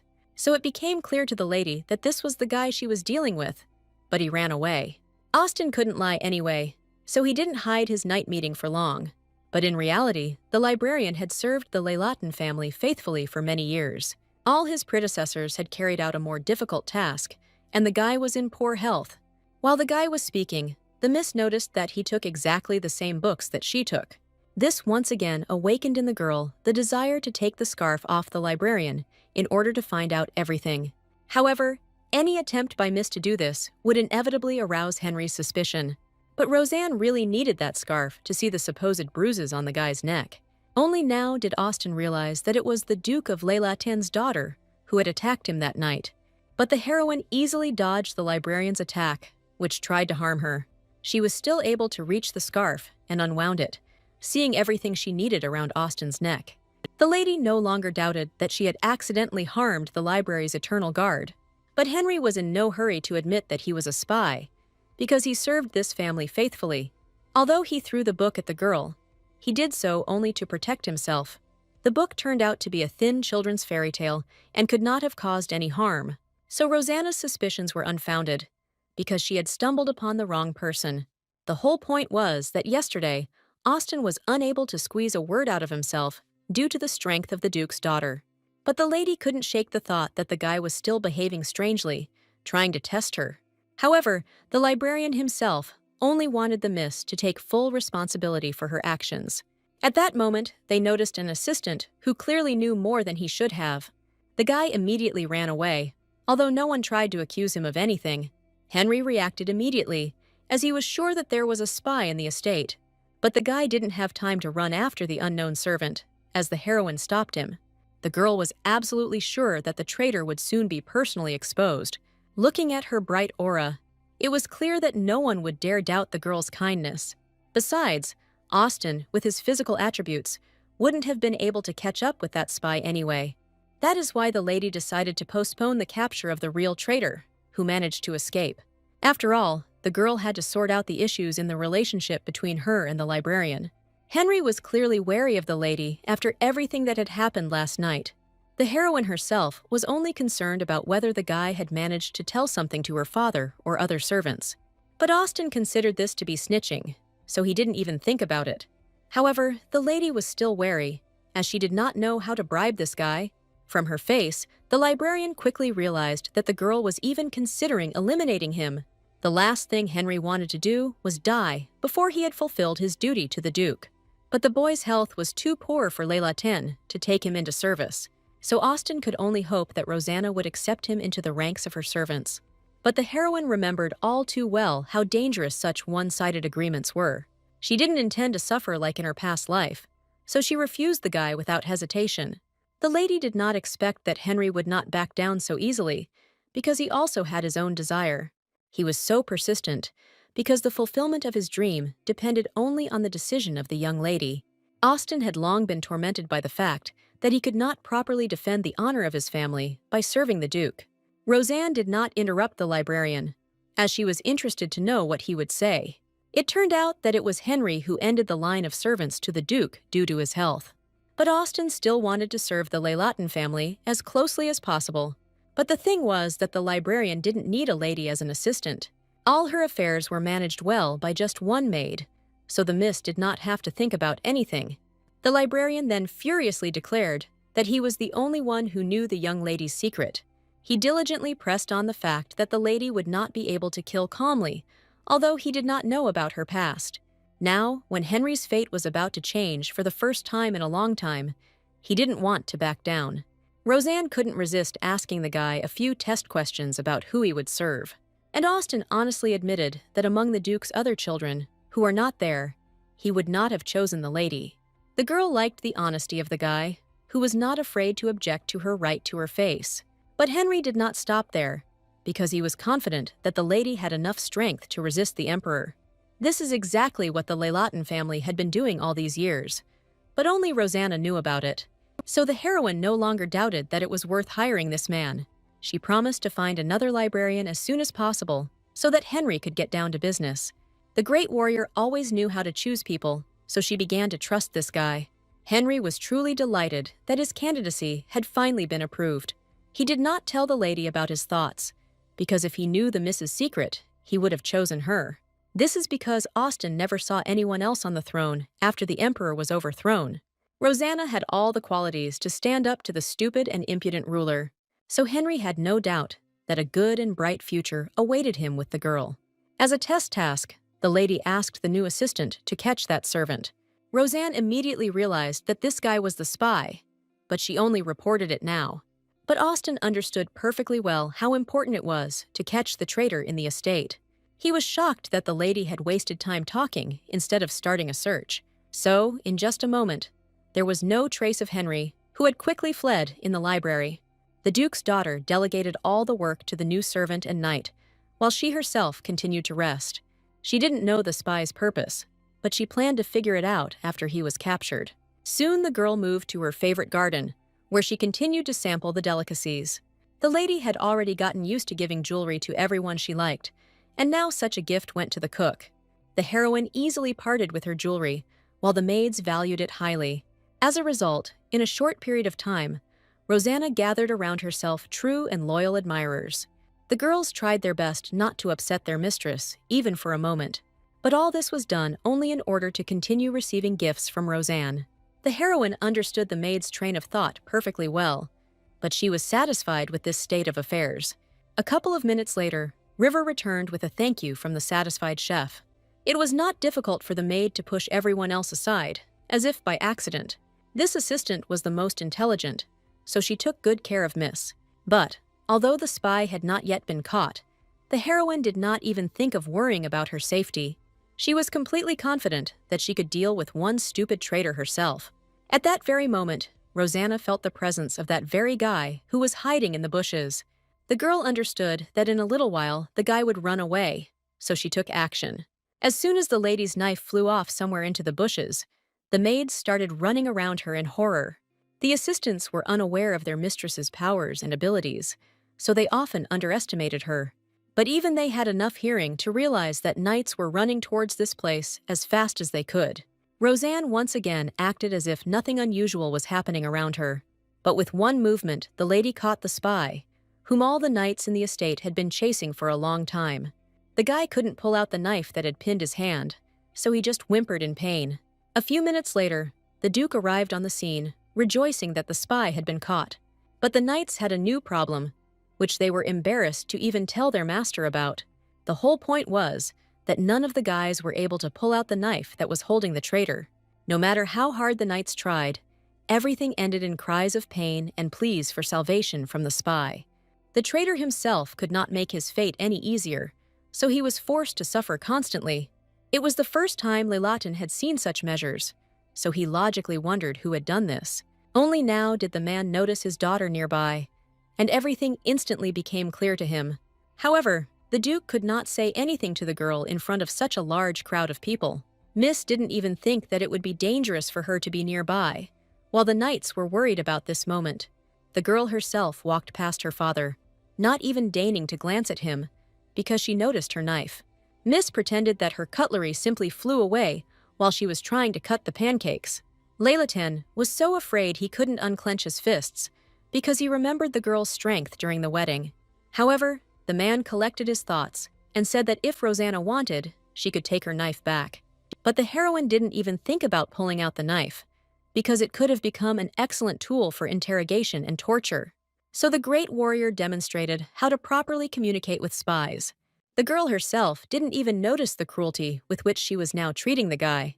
The lady's priority was to interrogate the spy skillfully so that he would confess how he got into the estate. She only allowed the Duke to intervene in the torture process for a moment, but it became clear that he was incapable of anything. So Rosanna took the initiative again, because only she could handle this task. From the girl's mood, the spy quickly realized that he would not get off so easily, and his face turned white with horror. The heroine was not afraid to hurt people, because she had seen too much cruelty in battles. So now it was impossible to convince the Duke's daughter to show even a drop of pity. The people around were terrified by the horrors that the lady had promised the traitor if he remained silent. But no one dared interrupt Rosanna, who now seemed to everyone like a real devil in the flesh. The great warrior was serious about finding out who exactly sent this guy. No matter how much the spy asked to give him a little time, the lady did not even think about such a simple option. She deliberately pretended to leave the traitor until tomorrow in order to intimidate him even more. It worked perfectly, and out of fear, the assistant confessed that he had been sent by the magic tower. Rosanna didn't want to deal with magicians more than anything in the world, because they had done her a lot of harm. It was these people who summoned the girl for the emperor every time, using the ill-fated seal. Every time the great warrior stood before them, she felt as if she were a small and powerless child. So the thought that the magicians could track her down again greatly troubled the girl until the very night. Rosanne had no time to formulate any plan to counter these powerful opponents, but it was not entirely clear whether it was she who had really attracted the attention of the magic tower. At such moments, the heroine always remembered her close comrades with whom she had fought before. The girl, with a smile on her face, thought about how great it was to be next to them now. Those knights were distinguished by their intelligence and strength, and could always find a way out of any situation with the help of humor. The next morning, the lady began with her having to come up with a suitable task for Henry. In general, Miss did not expect that the guy would be assigned to continue working with her so quickly. Of course, Rosanna had nothing against it, since she herself had chosen the new assistant from among the librarians. The girl was even ready to believe that Henry would soon be promoted. But the guy himself did not want to rely on luck, which is why he took fate into his own hands. The lady was pleased with the talent of her new assistant, but just in case she sent the maids away. The heroine wouldn't want River and the others to hear something that doesn't concern them. Only when the assistants had left did Austin dare to begin the report he had prepared. He was able to find out that the magician's name was Gary, and he had joined the estate many years ago. This meant that the traitor was not interested in Rosanne at all, although he could find out something about her. It was just unclear how a person with magical abilities ended up with Laylaten. Miss had no idea how the magic tower could get around these complex rules. At this point, Henry excitedly asked if he had been approved for the role of assistant. The guy guessed that the lady gave him such a task only to test his abilities. And indeed, the heroine conceived such a test, since she did not want to deal with Austin. But everything changed when she realized that the Duke could not understand why Gary was sent to him. So the librarian had already sent an indignant letter to the tower, demanding an explanation. But the heroine did not want to interfere in something that did not concern her, because the magician was sent many years ago. However, the lady was interested in who was currently the head of the magic tower. Henry knew that the tower was ruled by the powerful Liam, who was considered to have many faces. He constantly changed his age and appearance, which spoke of his incredible reserves of magic. Rosanna immediately realized that such a person would easily reveal her identity when they met. That's why Miss ordered Austin not to dig under Liam, so as not to attract his attention. At this moment, the assistant informed the heroine that Duke Varfos was eagerly awaiting her. And this time, the girl decided to meet her friend at the main gate so that they would not be overheard. Although the gate was quite far away, the lady still refused to ride in the carriage. Thanks to her training, the girl could easily cover such distances, so she called the maids with her, who were now always on the side of the mistress. In this caravan, the young ladies moved towards the gate, no matter how difficult it was. Meanwhile, the Duke's knights were shocked that Rosanna had kept them waiting for so long. But Varfeus did not allow the servants to talk too much about the lady he liked. The longer Chaitin waited, the worse he became from the influence of the terrible curse. But soon his wait was rewarded. As Leilatan's daughter arrived for the meeting, if it weren't for her tired maids, the heroine would have arrived at the gate much earlier. No one could believe that such a fragile girl was really not tired at all. Only now did the great warrior remember that she was more resilient than the other ladies. Therefore, Miss had to urgently use all her acting skills to skillfully deceive. Rosanna pretended to be so tired that her own legs couldn't support her. But the Duke managed to catch the girl in time, although he noticed something strange in her behavior. Chaitin didn't want to let go of the lady even for a moment, because next to her, his mind was completely cleared. But their touches couldn't last forever, because Rosanna was just playing her role. She believed that she had fooled everyone around her, although this was not true at all. Of course, like a true gentleman, Barthius offered his carriage to the Duke's daughter. In fact, the heroine had been counting on something like this in advance, but not in order to arrive at the estate. Miss wanted to go on a date with the Duke in order to spread rumors about their relationship. The heroine herself was not at all embarrassed when she said something so romantic and beautiful. But the guy couldn't even imagine what place the girl would choose for their date. She invited him on a boating trip, which wasn't the most popular choice. Chaitin was increasingly surprised by how unpredictable Miss was. But this trait of Rosanna only attracted the Duke more. Although he did not admit it to her, doubts constantly wandered across Varfus's face, so the heroine noticed it. But the girl decided that the guy was afraid of water, because she hadn't even thought about his feelings. The heroine felt sincerely sorry that she had chosen the wrong place for a date, but Chaitin immediately assured the girl that he had never been afraid of anything in the world. The guy only wanted Rosanna to no longer perceive him as a child. Before the Duke could react, the lady pulled him into the boat on the water. In fact, Leilatan chose this place in the hope that they would not be overheard, and Varfeus, who knew how to steer the boat on his own, only contributed to this plan. Chaitin had sailed on water several times before, so he was ready to tell the lady everything. Unlike him, the heroine saw for the first time the full beauty of a clean and almost transparent river. She openly enjoyed all the gifts of nature, as she loved to observe such things, so one could see a truly happy smile on the face of the great warrior. The girl herself did not expect that she would enjoy this short trip with the Duke so much. Varfeus fully shared the lady's wishes, trying to find the quietest place possible for them. At that moment, the lady was only worried about whether the guy would really be able to handle the controls. But for someone who had been sailing on a boat since childhood, this was really just a piece of cake. The lady had no idea that her friend had such a difficult childhood because of his greedy father. The heroine did not respect the ruler, so she did not call him as formally as others. But Varfeus was confused by this tone, since he always tried to adhere to the rules. Rosanna hadn't planned to change her behavior, but she still thought about it after the guy's words. To Chaitin, she always seemed fragile and innocent, but she constantly exceeded his expectations. He sincerely did not understand why this girl evoked so many emotions just by looking at her. Chaitin felt an instinctive fear and respect for the lady, as if he had met her before. But all these emotions seemed inappropriate to him for the miss, whom he saw for the first time in his life. Rosanna could calm her friend with just a few words, as if it cost her nothing at all. Varfeus had needed this kind of support all his life, and only now had he found it in a girl. It was time for the Duke's daughter to ask all the questions that interested her. Of course, the heroine planned to finally find out what happened to her friends during the battle with the dragon. However, the miss didn't have time to finish, as she abruptly pulled the guy towards herself, which he didn't expect. Immediately after, an arrow flew a few centimeters from Varfus's face, hinting at an assassination attempt. Rosanne matter-of-factly stated that Chaitin should have used an umbrella too. But the whole thing was that while the couple was boating, some people attacked them. Chaitin was a true gentleman, so he could not allow the girl to get hurt. He was sure that the lady had never encountered murder before, so it would affect her. However, the guy couldn't let go of the enemies who almost killed him with one shot. The heroine obediently pretended that she was terribly scared, so she clung to her friend. But suddenly, all of Chaitin's thoughts were occupied by her thin and attractive neck, which was nearby. At that very moment, his entire body was gripped by a wild desire, as the curse suddenly awakened. But the girl's gentle voice quickly brought the guy to his senses, although he did not answer her for some time. Rosanna had no idea about the thoughts that had just been going through her friend's head. She was acutely aware of the danger from the outside, so this time she hit Chaitin in the chest.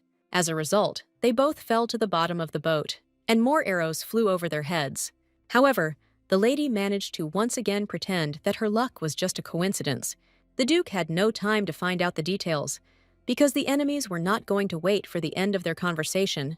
It was common for the boy to see the water turn red due to the blood around it. He didn't know that the heroine was also used to this, as she had fought constantly in the past.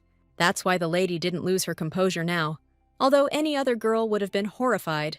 In the Duke's mind, it would have made much more sense if Rosanna had begged him for salvation. So the guy only wanted to deal with his opponents as quickly as possible even more. He threw himself headlong into battle, not at all worried about his body, since he was many times more powerful than his enemies. The great warrior could not join this battle, but her help was not needed. But from the outside, she noticed what a strange feeling emanated from the Duke during the battle. Chaitin seemed to revel in the pain of his opponents, easily dealing with each of them. The aura emanating from the guy at that moment reminded the lady of the power of a black dragon. This meant that the battle with the monster was not over, and the Emperor would need Rosanna's power. At that moment, one of the enemies, who had carefully approached, attacked the girl from behind. But it would have been much better for the opponent if he had attacked the Duke rather than the heroine. The man clearly realized he couldn't beat Chaitin, but he picked the wrong man. So the girl defeated the enemy, who was superior to her in all respects, in one move. She was not afraid to mortally wound the traitor, so that Varfus would not be able to find out about anything. In just one instant, the enemy was defeated, something he didn't even have time to fully realize. The heroine looked at the opponent, who was destined to lose, with no pity in her eyes. The girl then threw the man into the water, knowing full well that he would sink to the bottom. Rosanna dealt with the enemy so quickly that the Duke was unable to notice her actions. So, within a minute, peace and quiet returned to Leilatin's boat, as before. Since the umbrella and hairpin were covered in blood, Miss got rid of them without regret. She arrived just in time, because by that time, the Duke had dealt with his enemies. The guy heard some noise coming from the girl, but didn't find anything suspicious. In the end, Rosanna managed to talk her friend into forgetting about this strange situation. The girl could not reveal herself to the Emperor's relative, no matter how close they were. Meanwhile, Chaitin believed that the lady's safety was paramount, so he swam to shore. The heroine felt good to feel that at least someone was caring about her after a long time of loneliness. No matter how much the miss insisted on continuing the conversation, the Duke decided to send her home. The guy was sure that the girl simply hadn't yet recovered from the shock, which is why she was calm. But the thing was that such a situation could hardly surprise the great warrior. Varfeus continued to attribute all of the Duke's daughter's discontent to the consequences of the horror. Although the lady tried to prove that she was fine, it was absolutely useless. In any case, Rosanna didn't even think of blaming her friend for what happened to them. The guy found it surprising that the girl once again thought differently. So, despite the recent assassination attempt, he was able to smile and forget about the stress. So he returned to the conversation about defeating the Black Dragon with a squad of knights. Rosanna couldn't cope with curiosity, so she prepared herself to listen carefully. In fact, the heroine understood how dangerous it was to speak carelessly about the Emperor. Chaitin felt a little calmer, knowing he could trust the lady and protect her if anything happened. The guy didn't know that this girl was a great warrior whom no one could defeat.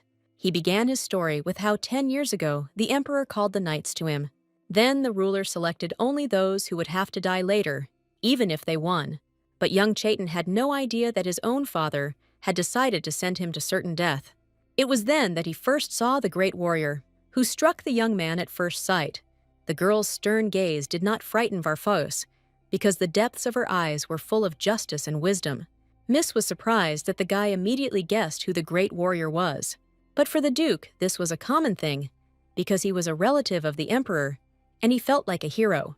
Chaitin had long since realized that there was some kind of connection between the warrior and the imperial family. Moreover, the admiration was connected with the fact that only that lady could speak openly with the emperor. Rosanna concluded that she should have been more careful with all the ruler's offspring. Only the emperor could summon her, and his family could give the ruler an unnecessary hint. Varfeos himself found it strange that the hero was constantly passed down from generation to generation. People tried to steal the seal with the summoning, but the warrior responded only to the call of the emperor. Only now did the lady realize that she would have to face the ruler if she wanted freedom. The abundance of information made the girl's head spin, as everything only became more and more confusing. And Chaitin continued the story of the incredible hero who fearlessly rushed into battle. It was only thanks to this girl that they managed to seal the black dragon in such a short time.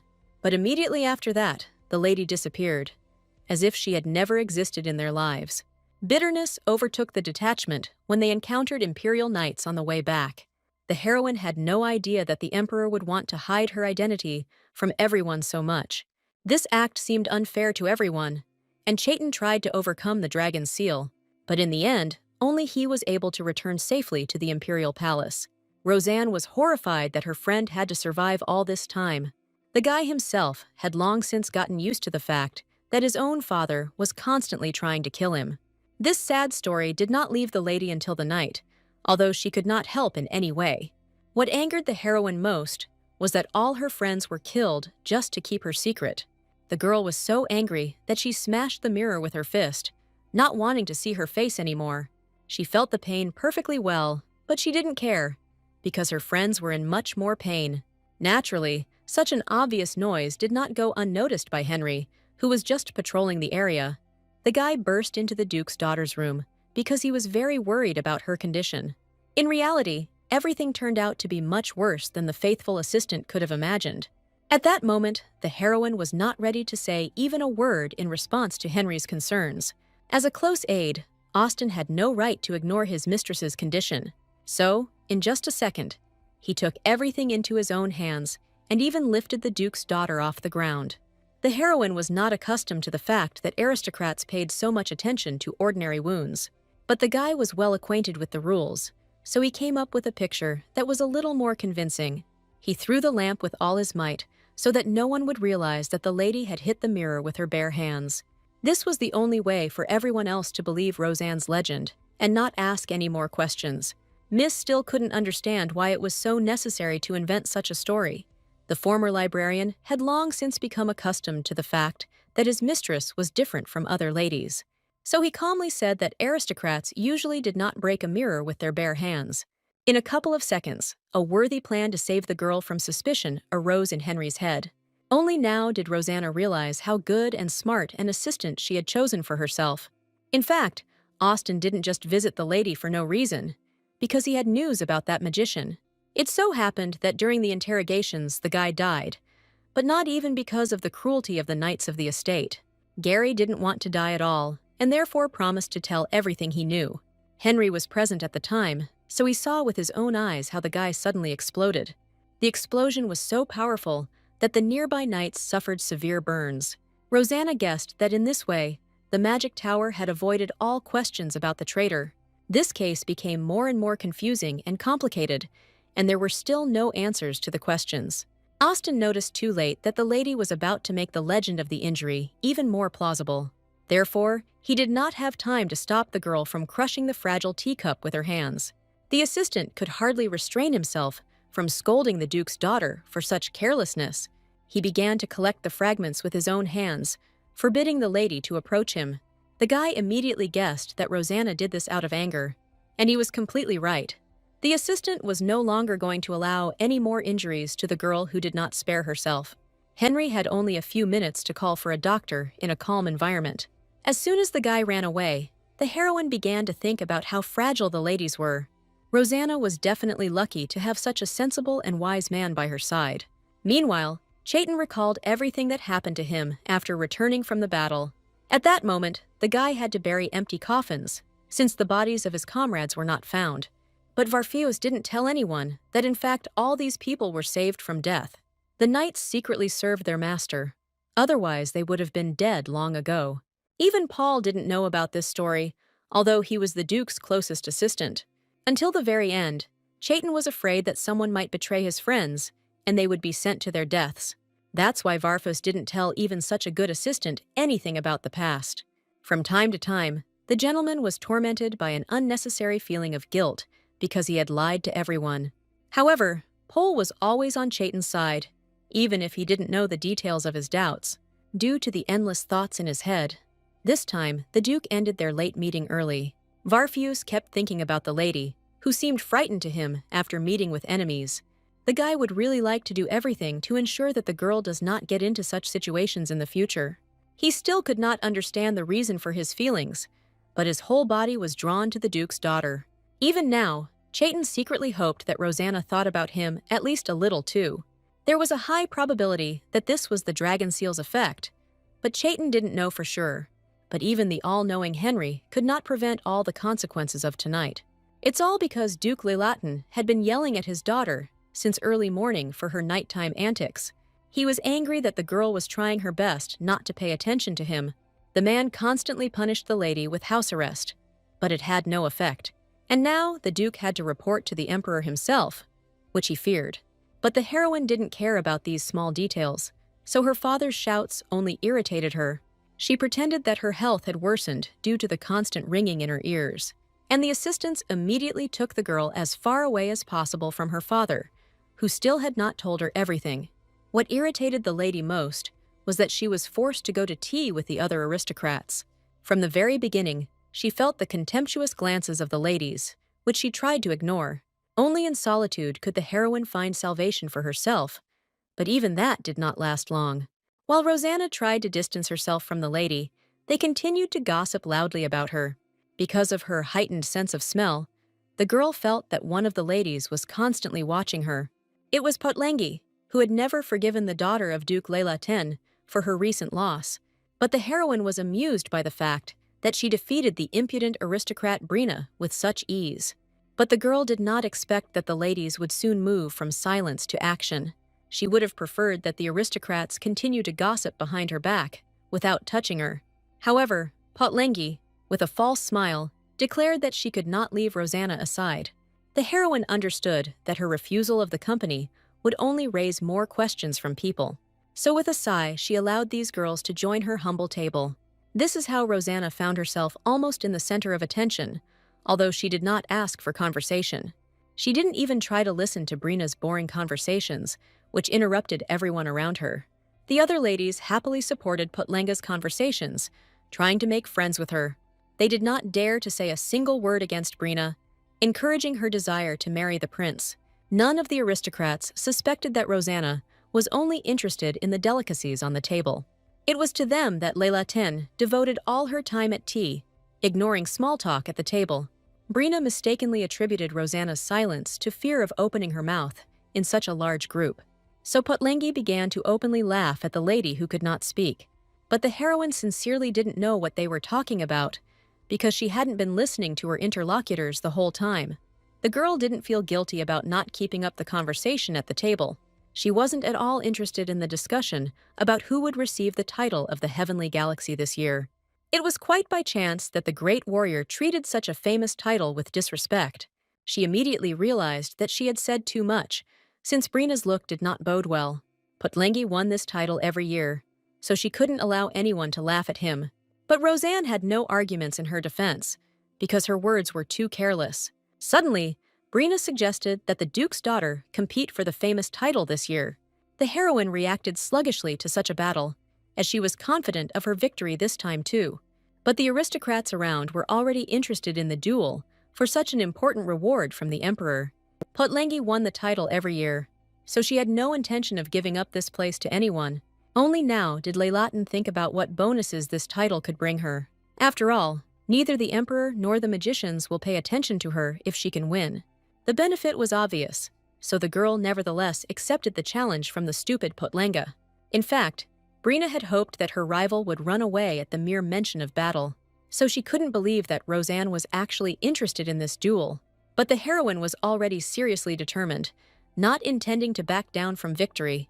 At that moment, Her eyes were cold as ice, and they pierced just as strongly and painfully. So Brina felt awkward, even though she simply looked into the eyes of her self-confident opponent. This circumstance struck Putlangi so much that for a moment she forgot where she was. The girl was saved only by the fact that the heroine at that moment decided to finish her tea party. Rosanna did not notice the presence of one of the members of the imperial family, as she was lost in thought. But Brina immediately headed to Joseph, who had arrived for tea for the sake of one lady. But Putlangi was not the one the prince deigned to show his interest in. Instead, the guy was looking for Rosanna, as she was the one he wanted to escort home. This hurt Brina so much that she was at a loss for words when communicating with the prince. The girl tried with all her might to keep the heir near her, because she wanted to marry him. But it was clear from Beloise that he paid almost no attention to the aristocrat in front of him. Instead, the guy remembered all the rumors about Rosanne, who did not disappoint him at all. What Joseph liked most was that the Duke's daughter decided to fight for the title of the galaxy. He fully approved of this competition, and he himself would have chosen Leylaten as the winner. The aristocrats immediately noticed that the heir showed sympathy for Rosanna, but the lady herself refused the prince as rudely as if he were just a poor commoner. None of the ladies could allow themselves to treat the one who would take the throne in the future in such a way. But the heroine never cared about the status of people who irritated her with their behavior. However, the prince only laughed loudly in response to the girl's rudeness, as he liked it. Joseph was tired of people crucifying him, so he was delighted with Rosanna. He even ordered everyone around him to follow Leylaten's example and communicate more boldly with the aristocrats. In fact, all this time, Beloise was hiding his anger, because the lady did not listen to his warnings. Rosanna remembered the ban on communicating with Varfeus, but she had no intention of following it. The heroine always pursued only her own interests, and now she didn't care about the prince. But for some reason, Joseph was sure that the girl would not be able to resist his beauty. So the guy came to the event specifically for the lady, in order to give her another chance. But Rosanna didn't need such a favor at all, since she didn't care about the family's honor. While the prince could not allow Varfeus to gradually get closer to Leylaten, only one heroine never tried to befriend the prince, as the others did. For some reason, the heir felt a terrible pressure next to her, just like from his cruel father. But the guy pushed these images away from himself, imagining only the sweet and charming face of the lady. Therefore, no matter what the girl told him, Joseph was unable to take his eyes off her. The heroine did not want to prolong this pointless conversation because she did not respect the prince, but the guy suddenly grabbed her hand, wanting to stop her from leaving without his permission. The lady's reaction was not long in coming, as her body reacted at the same moment, but the heroine overdid it with her strength, so the guy accidentally bumped right into her chest. The heir immediately blushed to the ears, since he did not allow himself such intimacy with women. Before Rosanna could even think, she pulled the prince, which is how she ended up in this situation. But the girl did not lose her composure and accused Joseph of grabbing her so unexpectedly. She pushed the guy away forcefully, pretending to be furious at his random actions. But everything was not so simple, because Duke Varfeus also came for Rosanna. He also ignored Brina, heading straight for the lady he was interested in. The guy pretended to be the very picture of charm, so that the Duke's daughter could not refuse him the trip. But even he couldn't predict that Rosanne would be so popular among men today. Although Miss had already rejected Joseph, he did not lose hope of her consent until the very end. The relationship between the Emperor's two sons was strained, so they got into an argument. Everyone around watched in surprise as Chaitin and Joseph argued with each other. The lady did not enjoy being the center of attention, so she quickly ran away. The girl was quite capable of getting to the estate on her own, which is why she refused to be seen off. She didn't regret the time her friends spent getting to tea, but Rosanna couldn't refuse Varfeus, since they already had a cooperation agreement. That's how easily and naturally Chaitin passed Joseph, no matter how hard he tried to attract Miss's attention. The Duke could hardly hide his joy at his victory, openly mocking his defeated opponent. The heir was not used to being humiliated, so he only grew angrier with each passing second. And only Rosanna thought sadly about how she managed to get into such a situation. While the aristocrats continued to discuss for a long time the fact that the Duke's daughter was so popular, the ladies gossiped loudly about this because Leylaten had provided so many rumors. And only once again, defeated, Brina had a hard time coping with her shame in high society. At the Leilatan estate, the lady, as usual, received a reprimand from her father, who was dissatisfied with her behavior. But, as usual, the heroine did not feel ashamed of her actions, no matter how much she was scolded. The man was horrified that his daughter was claiming the place of the prince's bride. Only now did the girl realize that she had put herself in danger with her actions. She was not allowed to have any contact with the emperor under any circumstances, but that is exactly what she achieved. As soon as the lady hit her head on the table, the duke lowered the tone of his shouts a little. He even thoughtfully brought eggs to his daughter so that she could apply them to her sore head. Leilatan advised Rosanna to prepare for the ball in silence, as there was no other choice. Since the heroine was only worried about food, she was now little interested in other matters. Once again, the father was amazed at how bad his daughter's manners were, but the duke could not hide the fact that the girl gave him a chance to get closer to the ruler. If Rosanna wins the title, she will meet the emperor in person during the award ceremony. So the man was delighted that his family could rise so high. At that moment, nothing could spoil the good mood of the duke, who was already dreaming. Leilatan always wanted to appear proudly at events, without bowing his head to anyone. And at that moment, the ruler still could not find a place for himself because he had lost track of the hero. It constantly seemed to him that enemies were about to attack, and he had nothing to defend himself with. So he only allowed his assistant Jarrell into his dark chambers, who often brought news. This man was searching for the missing warrior, but so far he has not been able to find anything. However, he pleased Beloise by coming up with a good plan to capture the heroine. This news made the emperor jump out of bed, driving away his unnecessary mistresses. He was ready to resort to any means, just to find the missing great warrior. In case he didn't like his assistant's plan, the emperor immediately took out his sword. But Jarrell had no intention of disappointing the ruler, as his life was dear to him. He planned to use the upcoming ball to find the heroine using the seal. While the seal was in effect, the girl could not escape outside the empire without permission. But the emperor could not understand how his event could help in capturing the warrior. Jarrell calmly explained that the ruler needed to invite all the aristocrats to the ball. So, the girl will definitely be among them, since she will not have the opportunity to refuse. Jarrell was confident that he would recognize the warrior even among such a crowd of people. Although it took time to gather all the commoners, the plan really should have worked. So the emperor laughed loudly, anticipating an easy victory in the search. He had no doubt that he could trust his assistant, who had never let him down. So the capture of the warrior was only a matter of time, because Jarrell knew his business. Naturally, the servants began to prepare the young lady in advance for the event from the ruler himself. Rosanna was not prepared to have to choose both a studio and a jeweler for the ball. She no longer wanted to go to the celebration, because she could reveal herself at any moment. So the girl asked the maid to send a refusal from the ball, so that no one would bother the lady. But River understood that this was impossible, because the ruler invited absolutely everyone, while the heroine didn't care about her loss to Brina, because it didn't cost money. So the assistants had to explain to Miss how important the upcoming ball was. The warrior did not expect that the ruler would oblige every aristocrat to appear at the event. This meant that she would definitely fall under suspicion if she refused to come to the banquet. The last thing the lady wanted in the world was to be punished by having a private conversation with the ruler. After all, in that case, she would be immediately recognized by the magicians, who are always on duty near His Majesty. More and more, Rosanne realized what a dead end she had found herself in due to her own stupidity. The assistants had no idea why Leilatan was sad, so they consoled her in the wrong way.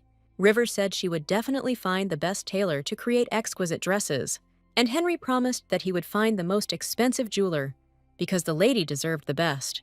But all their proposals caused rage inside Rosanna, which she did not want to attract attention to. The girl understood that she could no longer compete with people in public view, so she asked her assistants to find the quietest and cheapest options for the masters. However, River and Henry were seething with energy, so they hardly listened to the mistress's demands. At that moment, the Duke, who was looking for her all over the estate, also fell on the girl's head. The man was overjoyed, because he had brought a very expensive gift for his daughter. He personally managed to secure reservations at the most expensive ateliers, from which the lady had to choose one. The Duke was sure that Rosanna would be grateful to him for such a wonderful opportunity. If the lady were this man's real daughter, she would truly shine with happiness and joy. But the heroine did not understand the delight of these people, who were only chasing expensive things. Besides, the girl had no intention of flattering the Duke's vanity just to improve their relationship. She chose the most discreet option for herself and planned to stick to it until the end. But the servants appreciated the opportunities that the Duke so generously provided to his daughter. Joseph always went to the first tailor on his list, so they had the best quality. But the second studio was no worse, since Leila Ten often bought expensive clothes for himself there. Third place was always preferred by Varfeus, for whom custom-made clothes were made. So it was no surprise that Rivera was beaming at the possibilities. The maid always wanted only the best for her mistress, and now these positions came so easily. So now the assistant didn't have to stand in long lines for just one reservation. As soon as Rosanna showed River the precious piece of jewelry, the assistant immediately changed her mind. The lady insisted that the maid choose a quiet place, and the girl did not object anymore. The heroine was going to continue bribing the servants in order to achieve her goal and not stand out. No matter how hard the assistants tried, they could not understand the train of thought of the Duke's daughter. So River was noticeably upset that Rosanna had not chosen the best tailor. The maid knew only too well how difficult it was to reserve a place in them. Only Henry's support allowed the assistant to calm down a little after the lady's decision. The guy was sure that the Duke's daughter intended to find jewelry among the old collections. That's why he now supported Rosanna's desire, because the search could be crowned with success. Austin had heard many stories of old relics gaining new life and popularity. River was so delighted by the guy's reasoning that she completely forgot about her recent sadness. On this good note, they parted to quickly deal with important matters. Soon the maid received another gift from her mistress, who was pleased with her work, all because she found such a quiet place that she was afraid to think about even in her dreams. All the outfits in this studio were quite old-fashioned and simple in their execution. The master was not too busy due to the small number of orders, so he turned his attention to the clients. It was the first time in his life that he had seen such a rich man, so he was so surprised that he couldn't stay on his feet. Rosanna couldn't believe she could evoke such emotions in people, because usually everyone didn't react so emotionally. This tailor's name was Julio, and he was barely making ends meet, so he didn't expect any aristocrats to come to him. Yesterday the guy heard about the reservation, but he was free all day, so he didn't even write down the client's name. So now he was shocked to find himself accidentally chosen by the famous daughter of the Duke of Leila Ten. The tailor could not control his trembling voice, although he tried to be polite to the guests. As soon as the lady sat down in the chair, she immediately gave the guy the task of sewing her a dress for the ball. A look of uncertainty crossed Julio's face, as he had never received such a complex order before. But it was impossible to convince the heroine, because this place completely met her requirements. The girl immediately laid out a lot of money, so that the guy would not dare to refuse her because of his greed. Rosanna had no preferences, so she completely trusted the poor tailor's taste. Julio couldn't believe his ears when the lady promised to wear any dress he prepared for her. River couldn't keep silent, so she reported that her mistress had already refused all the famous ateliers.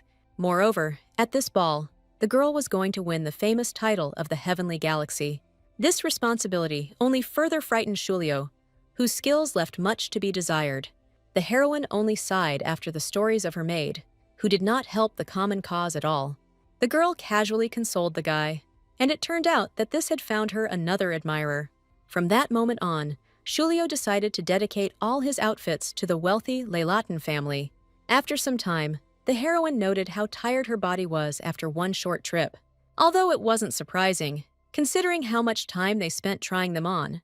River was even more exhausted than her mistress, so she was already fast asleep. Looking at her, the heroine smiled sincerely, because everything in this life constantly made her happy. She didn't expect that the adventures wouldn't end there, because the Duke was waiting for her at the gate. The guy was upset because Rosanna did not choose his studio to make her dress. The heroine immediately noticed that madness was gradually creeping closer to Chaitin's mind, so she was the first to reach out to Varfos, to ease his condition with a touch. The Duke fell silent in surprise, as he felt calm and warm in his soul. All this time, he hid from himself how much he needed intimacy with the girl. Only now the guy sincerely admitted that he felt a little better after this. The The heroine had no idea how difficult it had been for Chaitin to cope with the curse all this time.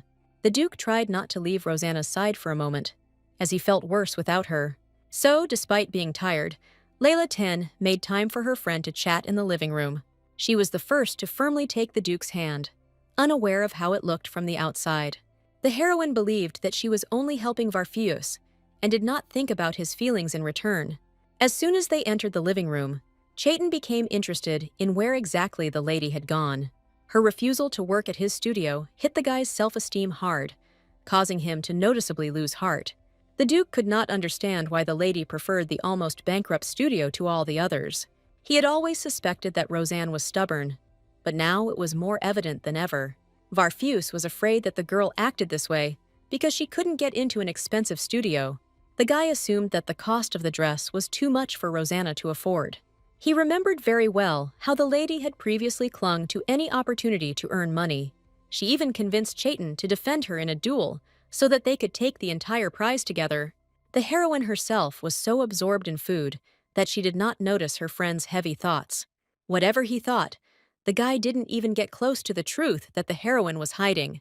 At this point, the lady remembered that she was not alone in the room, so she started talking about the studio's price. She remembered that one of the armors was provided by the Duke, for which she was sincerely grateful to him. But the girl had no intention of turning to famous masters, as she had a different goal. Chaitin felt wild jealousy when he heard that Joseph had also booked the atelier for the lady. Rosanna didn't accept help from anyone, but that didn't matter to the guy anymore. He felt that his position in relation to the miss was becoming shaky because of the heir. Joseph was always one step ahead of his relative, so his chances were many times greater.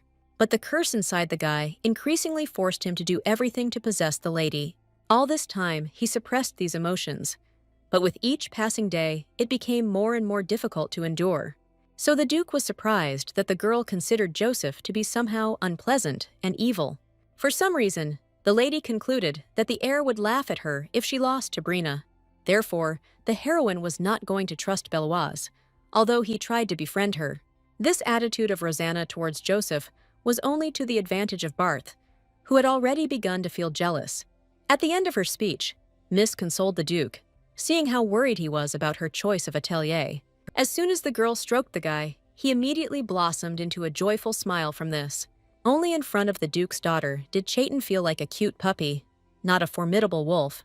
Therefore, the Duke was increasingly drawn to Rosanna, who did not even think of being afraid of his personality. The guy had no doubt that Miss would be able to win the title of the Heavenly Galaxy. Unexpectedly for herself, the heroine felt embarrassed by her friend's kind words and sweet smile. Chaitin was so eager to become the girl's partner at the ball that she could not refuse him. Rosanna really couldn't imagine a better ally for herself than the Duke who had already been chosen, so she only became closer with the guy who was head over heels in love with her. A few days later, Julio arrived at the Leilatin estate with the completed outfits. The heroine was only glad that the guy was able to finish earlier than she could have imagined. The tailor was looking forward to the lady's reaction, as he had put a lot of effort into these outfits. He deliberately covered them with dark cloth to show 3 different options in turn. Julio maintained his secrecy for a while, just to drag things out a little longer before the show. This made Rosanna and Rivera's excitement even more noticeable, as they were both burning with curiosity. The tailor acted as if his dresses were at least works of art, and what he presented on the mannequins was truly difficult to call an ordinary outfit for a lady. The most impressive thing was the last dress, the likes of which had never been seen before. The guy himself understood how difficult it was to choose between these wonderful options, but none of the girls were delighted with the dresses that the tailor had sewn with his own hands. However, the heroine promised that she would wear a dress from Julio, so she chose the latter option. No matter how much River tried to dissuade her mistress, the Duke's daughter had already made her final decision. A heavy atmosphere fell over the entire estate because of the dress the girl chose. Only the maid understood the full horror of what was happening, but she could not save Rosanna.